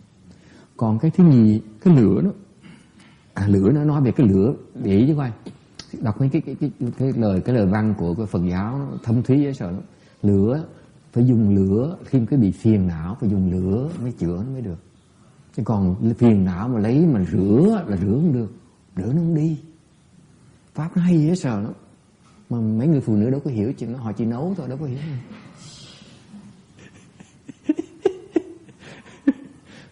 I explained in Vietnamese is very interesting. I just thought of it. That's why I found it so interesting.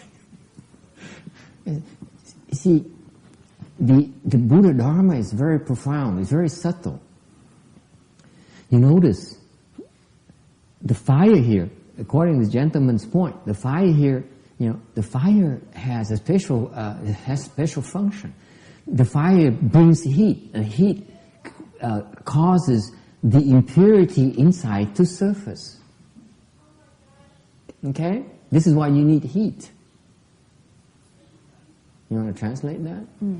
法师说，佛法里面有，就是他这意思就是说，这个火在那边，它是从里面而烧到你这些不净的东西出现。Okay? In particular, you notice that the fire here is associated with affliction. 尤其是这个火是跟这个烦恼有关的。Nhất quý vị phải để ý cái chuyện này. Cái lửa này á, là trong cái hàng này nó lửa nó liên quan với cái phiền não. So when you deal with afflictions, the only way to deal with afflictions is with fire. You cannot use water to deal with afflictions. 意思就是说，当你有烦恼的时候，你只能就是要用火来对付，而不是用水来对付。Isn't it beautiful? Thấy nó hay dễ sợ? Hả?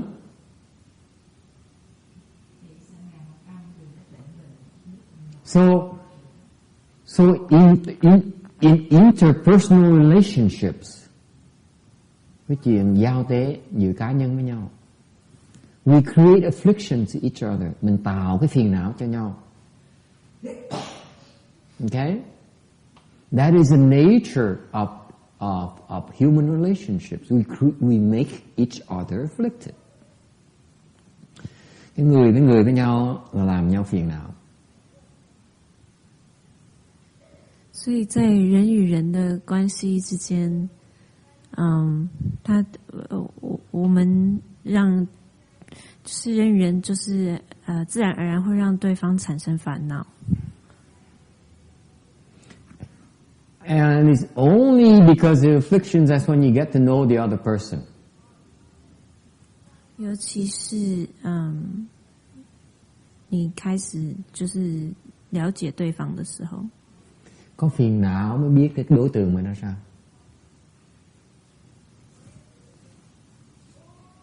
Nhưng còn mấy phụ nữ đừng có nghĩ là mình yêu đương mình không có được phiền não. Càng yêu đương thì càng phiền não. Hãy biết người yêu đương mình là mình thương người nào.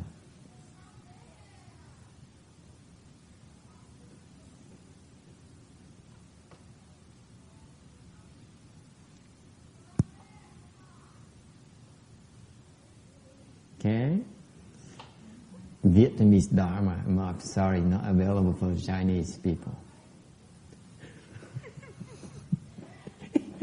Or English speaking.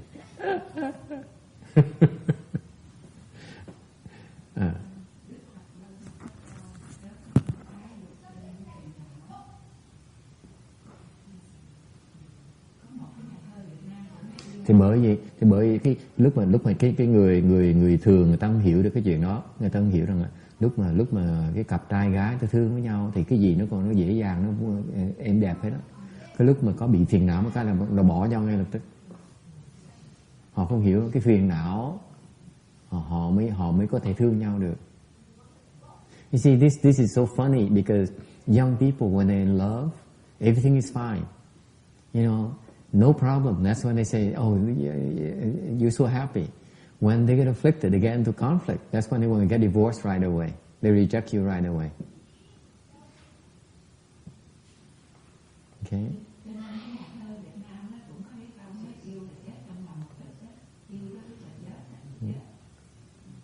The only way to get to know the person you love is to make that person afflicted.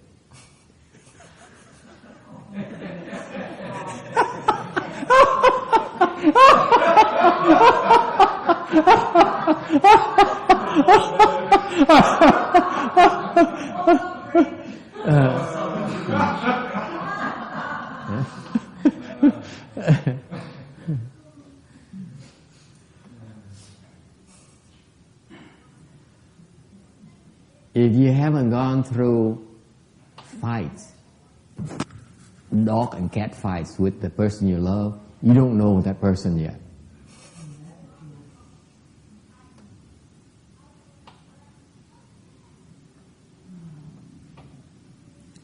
Okay?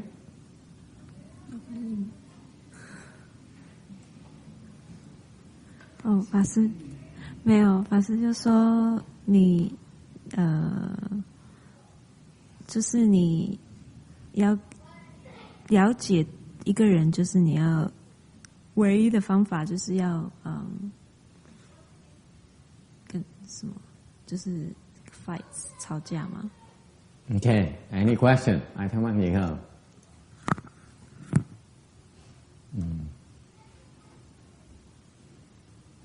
Yes. Tại vì hai cái thứ 6 với thứ 7 cái này nói anh định dương nghĩ tựa như quả vương.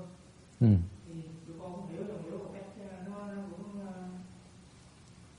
không có được rõ gì, mình muốn tu hai cái đó là muốn tu cái pháp gì.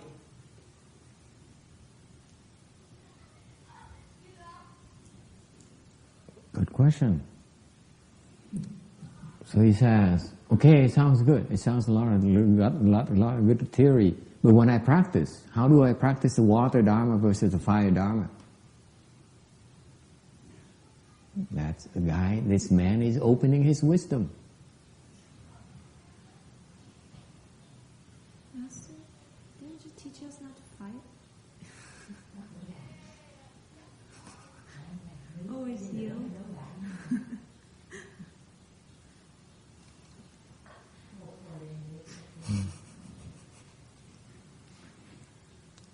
It's a different setting. It's not appropriate for the temple.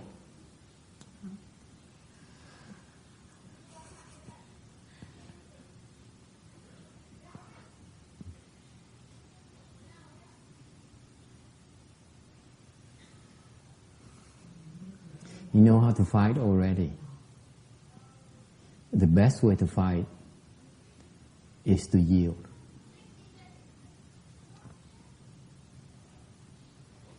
No resistance.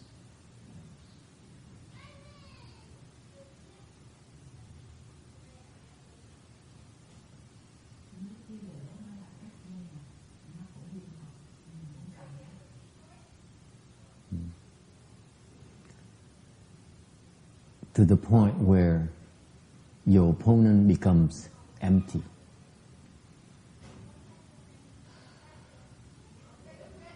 Is the biggest offense. The biggest harm you can hurt a person is that he is nothing.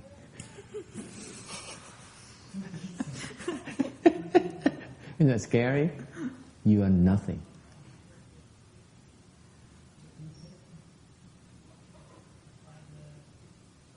No one can take that. No one can take it. If you perfect that Dharma, you're invincible.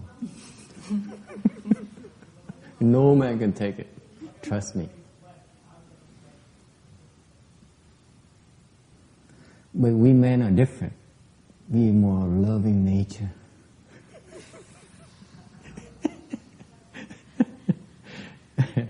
Yes.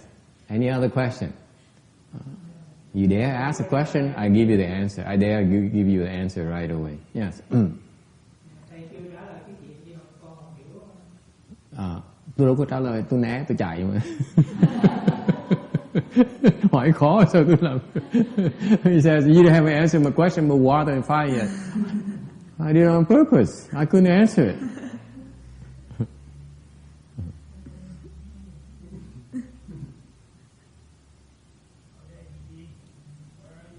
Fire is chan. Lửa là thiền. 是说火是那个禅。Okay. You want to deal your affliction, you have to use chan. You have to cross your legs. Cái thiền ở đây chúng tôi luyện là bằng cách kéo chân. Okay? You want to build strength, cross your legs. Phải kéo chân. Kéo chân làm gì? Because when you cross your legs, you generate a lot of heat. Lúc mình kéo chân như vậy, nó nóng lắm. Nó nóng dễ sợ. Nó nóng nơi đầu gối, nóng nơi cái cổ chân, nó nóng đủ chỗ hết á. Không chỗ nào mà không nóng hết á. It's hot everywhere. It's incredible kung fu. It's that simple. You cross your legs. Hay như vậy đó. Mình phải thiền. Thiền là sao?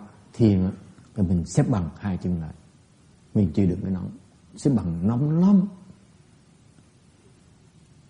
Chưa có người nói tại sao tôi thấy nóng vậy đâu, tại xếp bằng chưa đủ lâu. Somebody says, you know, I don't feel any heat. That's if you haven't crossed your legs long enough. 所以你们要盘坐，盘坐就可以加强那个温度。Yeah.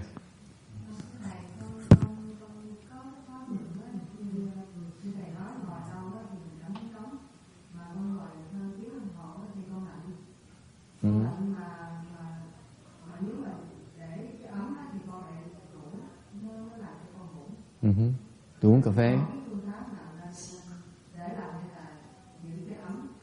Thì uống cà phê. Lúc mà lạnh thì uống ly cà phê nóng nóng á.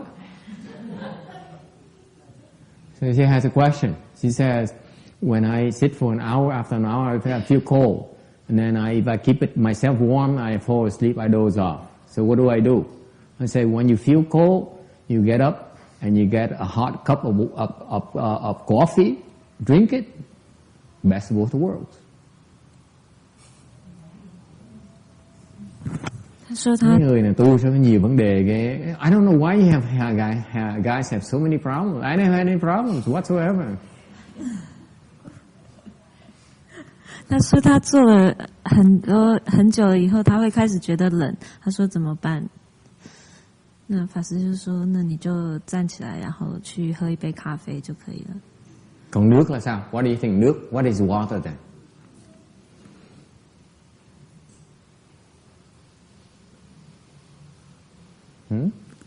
What's water? Nước là cái gì? Danny, what's water?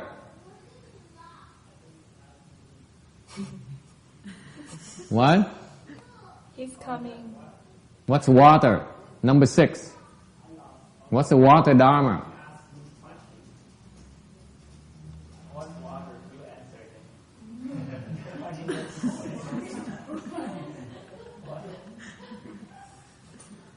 What's water? Water means something else, according to him.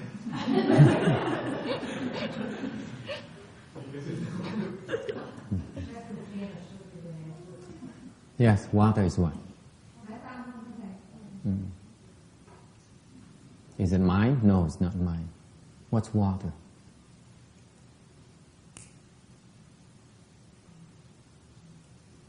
Nước là gì? Faith, what's water?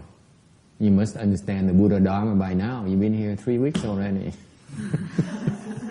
What's water? Huh?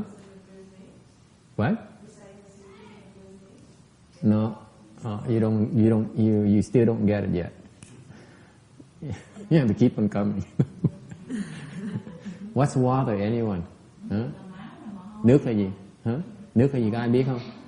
This is so beautiful. You guys miss so much. Yes. Nước is water is water. What a clever man. Nước là gì? Nước là đại bi. Đại bi. Not quite. Gần trúng. What's water? 水是什么？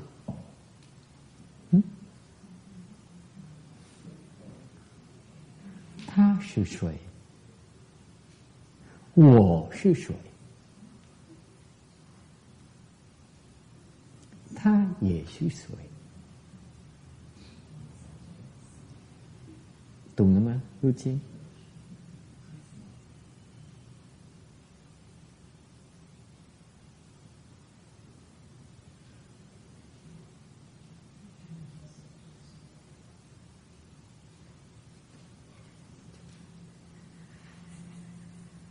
？You get it, Amy, or not? Of course not.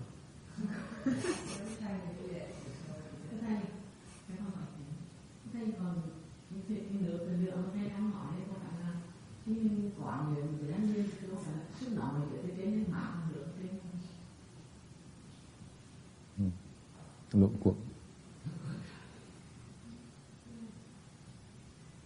Nước là đại chúng.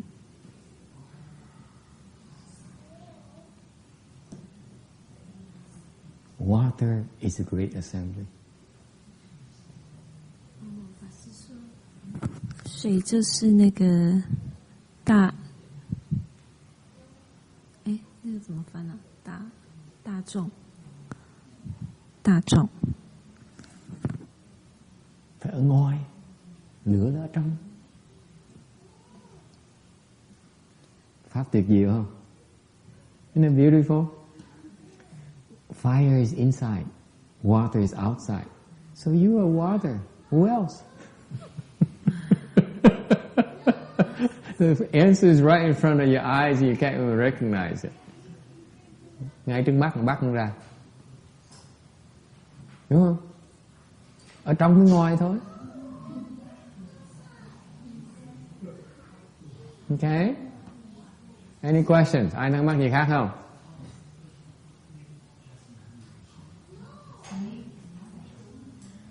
So if you say, suppose you say, but I hate people.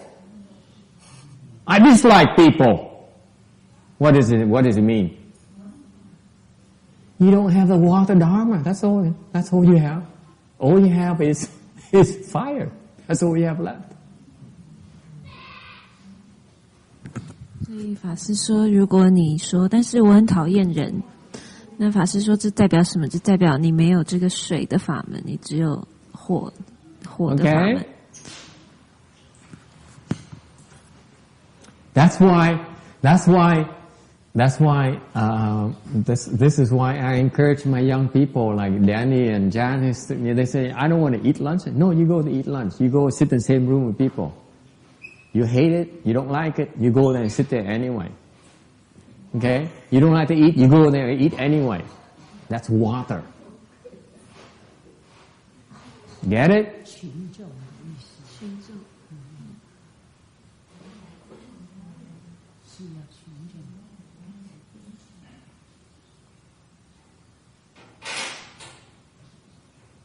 Ta nói cái gì? Có những người nói là tôi không thích người ta. Không thích người ta thì không được cái pháp nước. Phải có người ta mới có pháp nước được. Thành pháp nước là sao? Mấy người trẻ, cậu trẻ nó nói tôi bận việc tôi không ăn, tôi không được. Bận mới bận. Tới giờ ăn, vác mặt tới ngồi ăn cái đã. Okay. Không thích ăn cũng ngồi ăn như thường. Không đói cũng ngồi ăn như thường.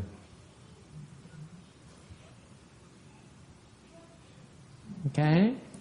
All right. Any other questions? Yes? Time is up, I guess. Heng Liang is here, so my time is up.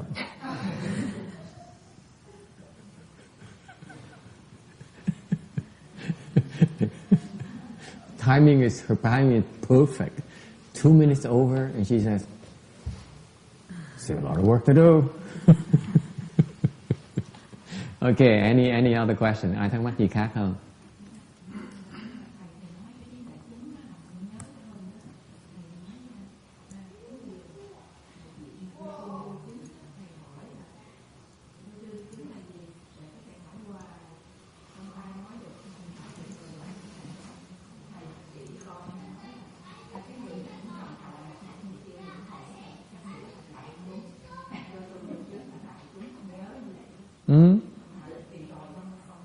Nhưng nếu cái đại chúng đặc biệt thôi, đâu phải là đại chúng hết tất cả. Cô không hiểu cái ý của tôi. Đại chúng là trường hợp chỉ có những trường hợp đặc biệt.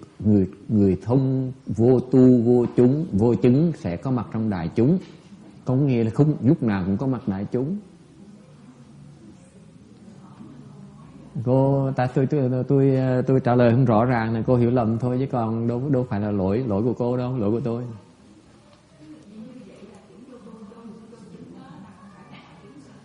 Không phải đại chúng. Không phải đại chúng. Có mặt trong đại chúng. Sẽ có mặt trong đại chúng. Có mời 1.000 người tới á. 1.000 người tới để mà thiết trai á. Trong 1.000 người đó có thể có một người vô chứng.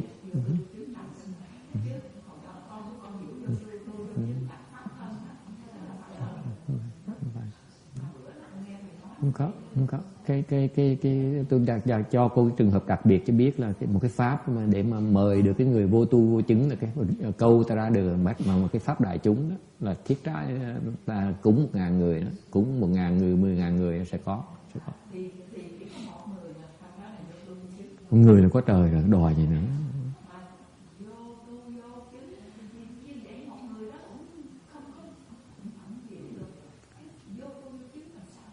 Trong nhận được cúng một người đó mình còn cúng hơn một ức kiếp, một ức vị Phật nữa, xong đòi như nữa. Tôi cúng một người thôi tôi về hưu.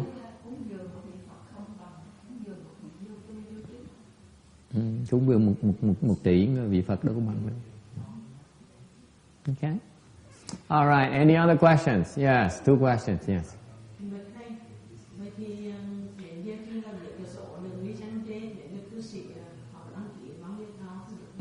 Okay, anyone who is planning on next Sunday, next Sunday there's no class next Sunday, okay? We'll be in San Jose. I forgot to mention it this morning, so please tell the people, your friends this morning, that next Sunday we'll have Sunday off because we'll be in San Jose. So the Venerable Bhikshuni here asks if we have, can you tell us who's planning on going next Sunday with us? Ai muốn đi? You raise your hands. 1, 2, 3, 4, 5, 6, 7. Okay? 7 people. Huh? Who's 8?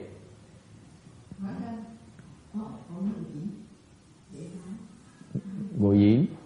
1, 2, 3, 4, 5.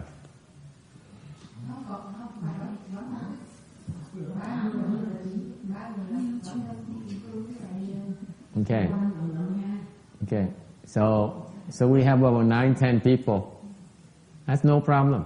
And we have 2 vans. Có 2 chiếc xe luôn. 2 chiếc xe van, không sao hết. Okay.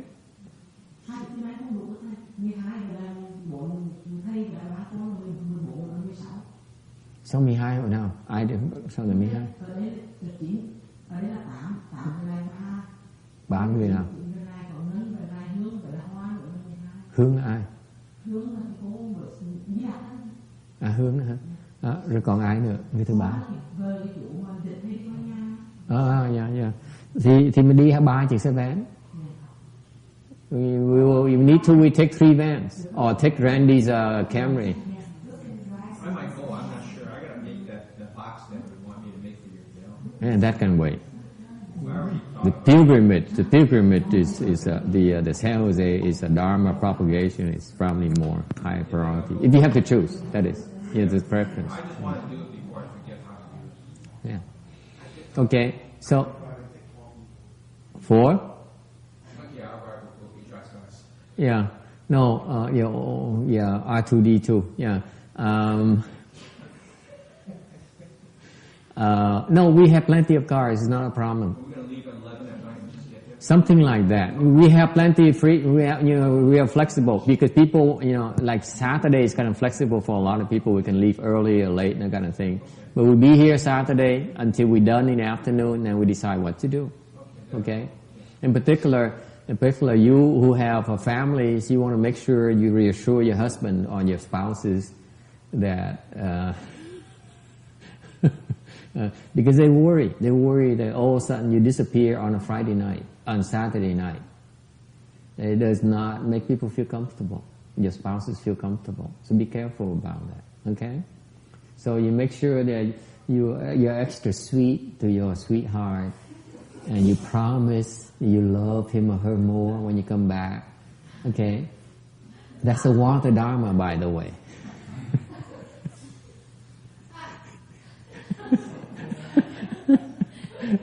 Okay? You have to be smart. Okay? Let me remind you, okay? Unless you bring your spouse to the temple, when your spouse is not here, you better be smart about it. You make sure you build support from your spouse for you going to the temple. You have to invest in that. Quý vị phải khéo léo. Trừ phi mà vợ với chồng quý vị đi theo quý vị tới chùa thì không nói gì. Những người mà người tình nhân mình không có mặt ở đây phải biết cẩn thận, phải khéo léo về để mình yển chuyển, để mình xây mình đào tạo cái sự ủng hộ của họ.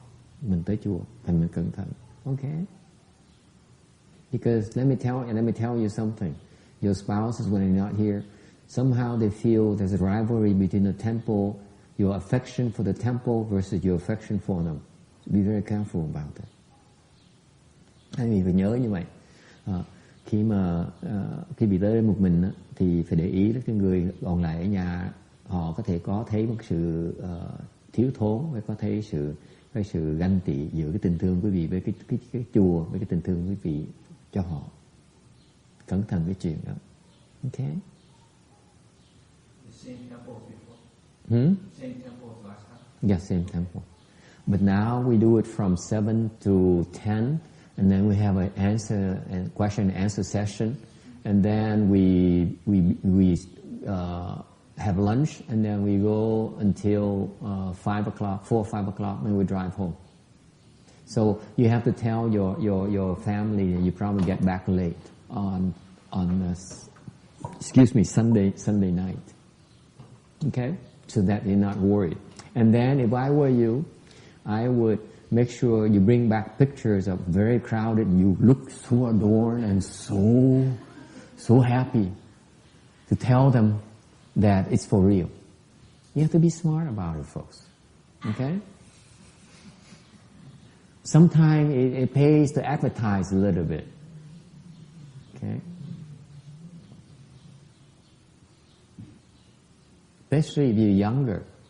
Your husband look at you and your wife look at you and say, are you seeing somewhere? How come you disappear on me on a Saturday night? That's a date night. Okay? At least that's how it used to be when I was younger. Have a little fun, folks. I mean, you should humor your husband and your boyfriend and your lover and your fiancé. Okay. Are you going to go once a month or twice a month? Once a month. So we usually on Saturday typically we go on a Saturday, like a third Saturday of the month. We go and organize. We go to train them how to recite the Buddha's name. Mình tới đó một tháng một lần Ngày thứ bảy mình tới một lần. Cái ngày thứ bảy thứ ba, the third Saturday. Okay?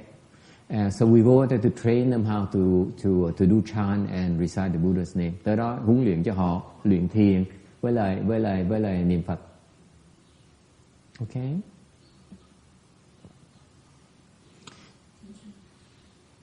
And it's kind of funny because I tell them I asked very Hận Liang to call her buddy in the An Lạc Temple and ask her, could you please, when you feed us lunch, not to use MSG and onion and garlic and all this stuff?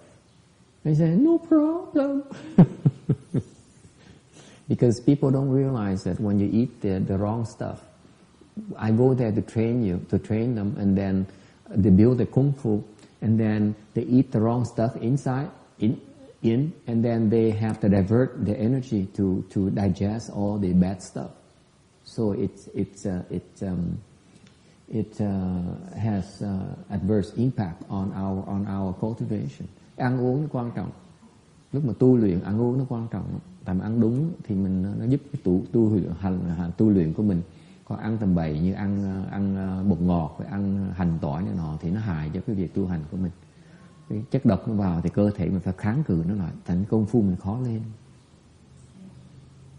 And it's amazing because people don't know these don't pay attention to these things because they don't know any better. They don't know how to cultivate.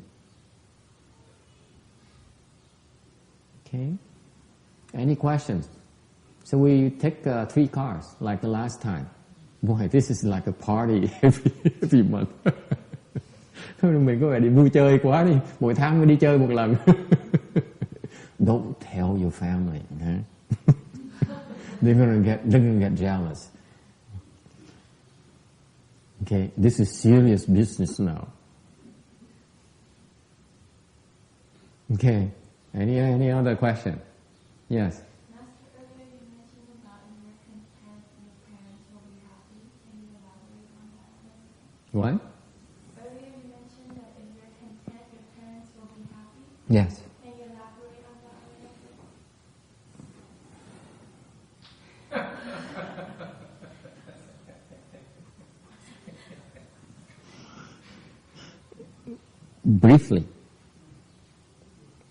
Briefly.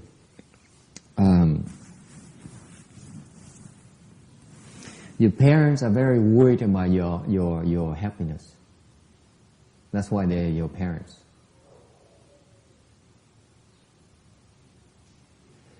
So, unless you are happy, your parents cannot be happy. Therefore, your being content will show you happy, and they will reassure them, make them less worried. Okay? So even though you worry like crazy, but when you're in front of your parents, you make sure you put all your worries away, and you act happy. You become a happy person. Okay? It is so important. That's what parents do. They worry about you. Okay? Does it answer your question or not? Or anyone has anything else to add? Because I'm a bad child, so I'm only speaking from theory. Tôi chỉ nói tưởng tượng thôi, tôi không biết. Okay? Yes. I have a question. You were saying that, like you said, Buddhists don't apologize. I mean, there's some contexts. If you make a mistake, it's appropriate to apologize, right? Yeah. Yeah. But then I don't mean it. No, I mean, I was thinking in my case, if I made a mistake, when you're wrong, you're supposed to apologize. Yeah. What I told you earlier is when I apologize, I didn't mean it. I was only testing you. You can't tell when I'm serious. Like this woman here, every week she comes and says, but. I said, can't even tell when I'm joking. That's my point. My point is, of course, we do not exclude anything. Buddhism is real and it's not real. You cannot tell. That's true wisdom. You get it or not? No, you can't. It's there and it's not there. But it's not there. It's an apology, but it's not. It is not an apology, yet it is an apology. Which one do you want?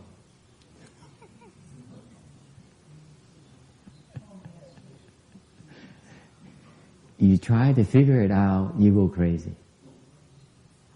You lose. That's why I say, okay, whatever. Then you have a chance.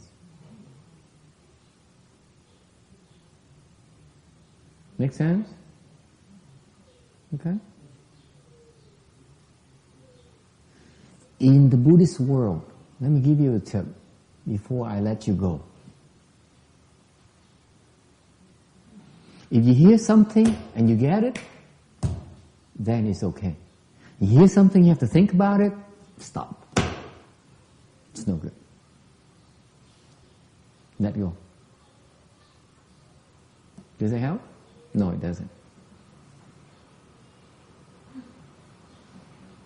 See, I know it's not for you intellectuals and smart people. You have to understand. You hear something, oh, yeah, it makes sense. In Buddhism, you ask Roberta, for example. Roberta has been riding with me 2 times now, and she tells me things that surprise me. She says, I just know. I say, well, yeah, how come you know I don't? She has, for example, this is so cute. She says, my son, my youngest son, he's always a rebel. He doesn't get along with us, and he doesn't like us. He's like off his own world. Now he's all the way from so far away out of state, and then is it out of state, right? And then he in South Carolina, something like that. And all of a sudden he packed everything into his motorhome, $1 million motorhome, something like that. And then he moved to Temecula. That's what she says. Okay? The guy is just off-ish and he's on his own. And then she says, I think he wants to be near me. Just like that. That is knowledge. See what I'm talking about? Okay? You just know. If you have to think about it, it gets distorted already. It gets defiled already. It's no longer true. It's no longer unadulterated.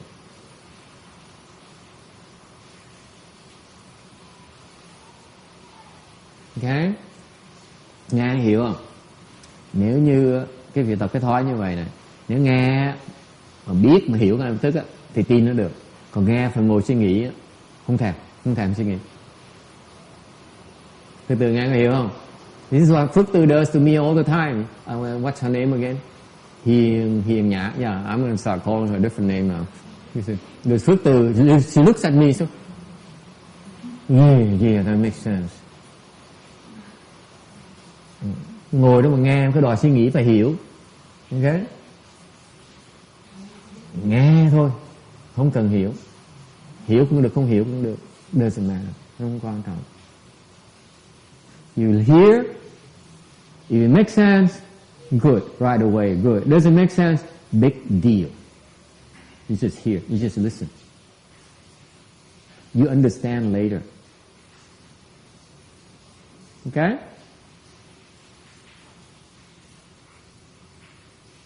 Is that a true rendition of what you told me, honey, Roberta, about your steward? Huh? I think he wants to be near me. I said, wow, how does she know?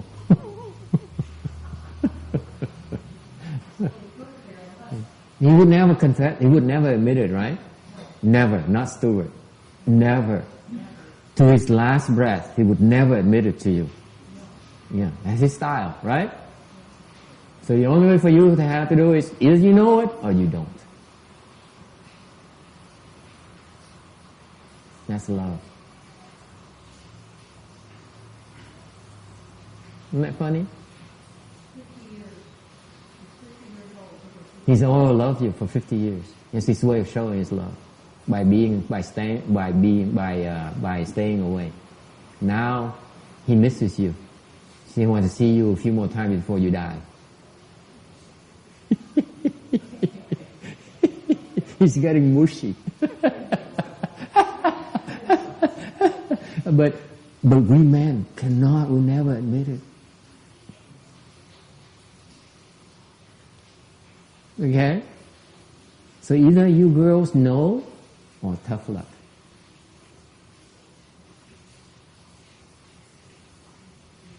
Isn't it beautiful love?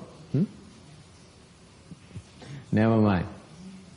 Any other question? Ai thắc mắc khác? Oh, yes, one more question. Yes, yes.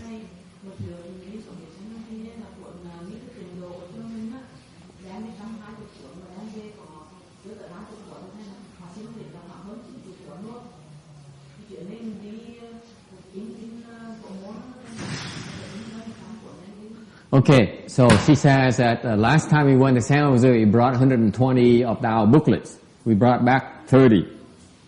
So this time, Janice, Danny, Amy, and all the boys and girls who are free, have a lot of free time. You need to bind up 120 copies of Phu Mẫn Tín. And then, cô cân nghi thức tình đó, chắc không cần hả? Không cần hả? Okay, so Venerable Hiền Nhã says that there's no need for the other booklet. So we need only the... Ước we have enough of these covers or not? I think you only printed 100. Yeah, they had some, so at least they should have more than 100. That's good enough.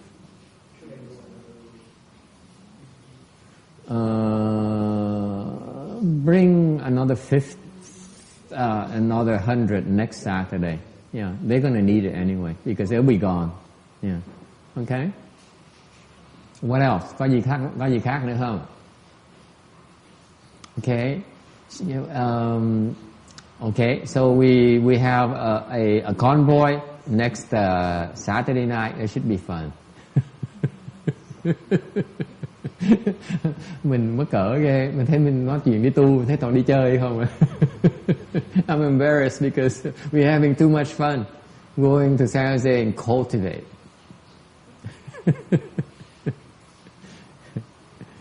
Okay.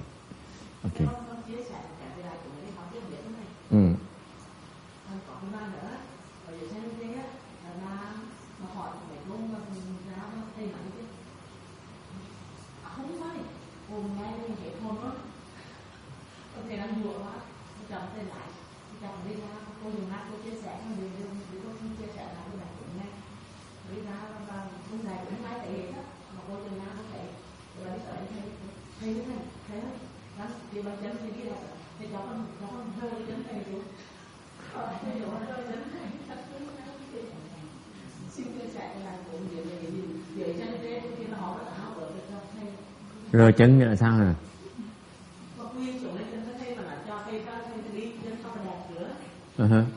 Rồi nghĩa là sao?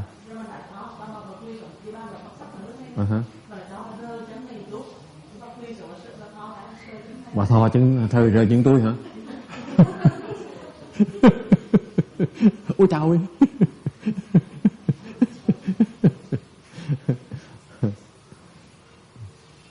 It's kind of a sexual story, so I can't tell you about it.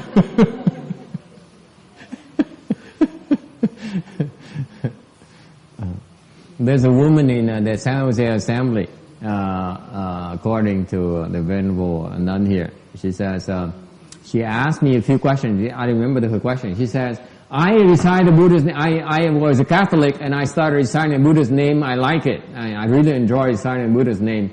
But when I decided, I hear all kinds of noises around my house. You know, I hear noises in the ceiling, noises behind the walls and everything. And they're very noisy. They bother my recitation. So after a year and a half, I got fed up. I said, "You better stop harassing me because I'm pretty upset about it." And you know what? She says, "They stop making noises." So what do you think, Master? Am I right? That's what she asked me.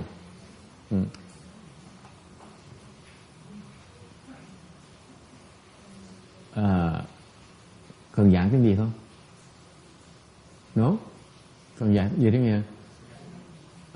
Đi tới San Jose có cái bà kia, bà nói trước cái bà theo Công giáo và giờ bà theo Phật giáo, bà tu niệm Phật, bà thích lắm, bà tu hàng 5 rưỡi rồi. Bà nói là cả 5 rưỡi vừa rồi là bà tu là bắt đầu niệm Phật một cái là cái trần nhà nó kia lọc cọc, rồi cái tường sau tường nó kia lọc cọc cả 5 rưỡi vậy. Sau tu 5 rưỡi rồi bà nổi sùng lên, bà kinh một kia, bà nói quý vị phải đừng làm ồn, đừng làm phiền tôi, làm ồn như vậy là tôi không thích tí nào hết á, im lặng đi. Cái tiếng động hết ngay lập tức. Thì bà hỏi tôi, thầy nghĩ sao, con làm gì có đúng không? Bà khoe. Tôi nhìn bà, tôi trả lời, tôi nói sao bắt cọc vậy? So she was boasting about herself. So I look at her. My reply is that why are you so aggressive? I said what? I said sao bắt cọc vậy? So I said, why is she so aggressive? So she had to lean to next to her neighbor and said, is that what you said? She couldn't believe that I would be attacking her.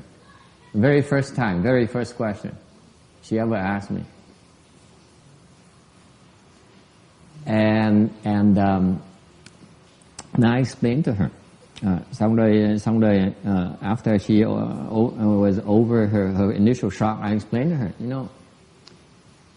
you have a little bit of功夫reciting Buddha's name. You should not be aggressive, because if you're that aggressive, your potential teacher will look at you and say, you have that kind of temper. He's going to teach you, because he's afraid that you use those skills to attack others, to be aggressive on others. Nên tôi mới nói với bà rồi bà hơi ngạc nhiên là sao mình hơi cóc lộc như vậy. Thì sau tôi giảng nghĩa cho bà, tôi nói là bác phải cẩn thận. Tại vì mình có một tí công phu, mình đem công phu mình ra, mình ăn hiếp người ta như vậy, thì cái người thầy của mình, người ta nhìn mình, người ta nói ai mà dám dạy mình nữa.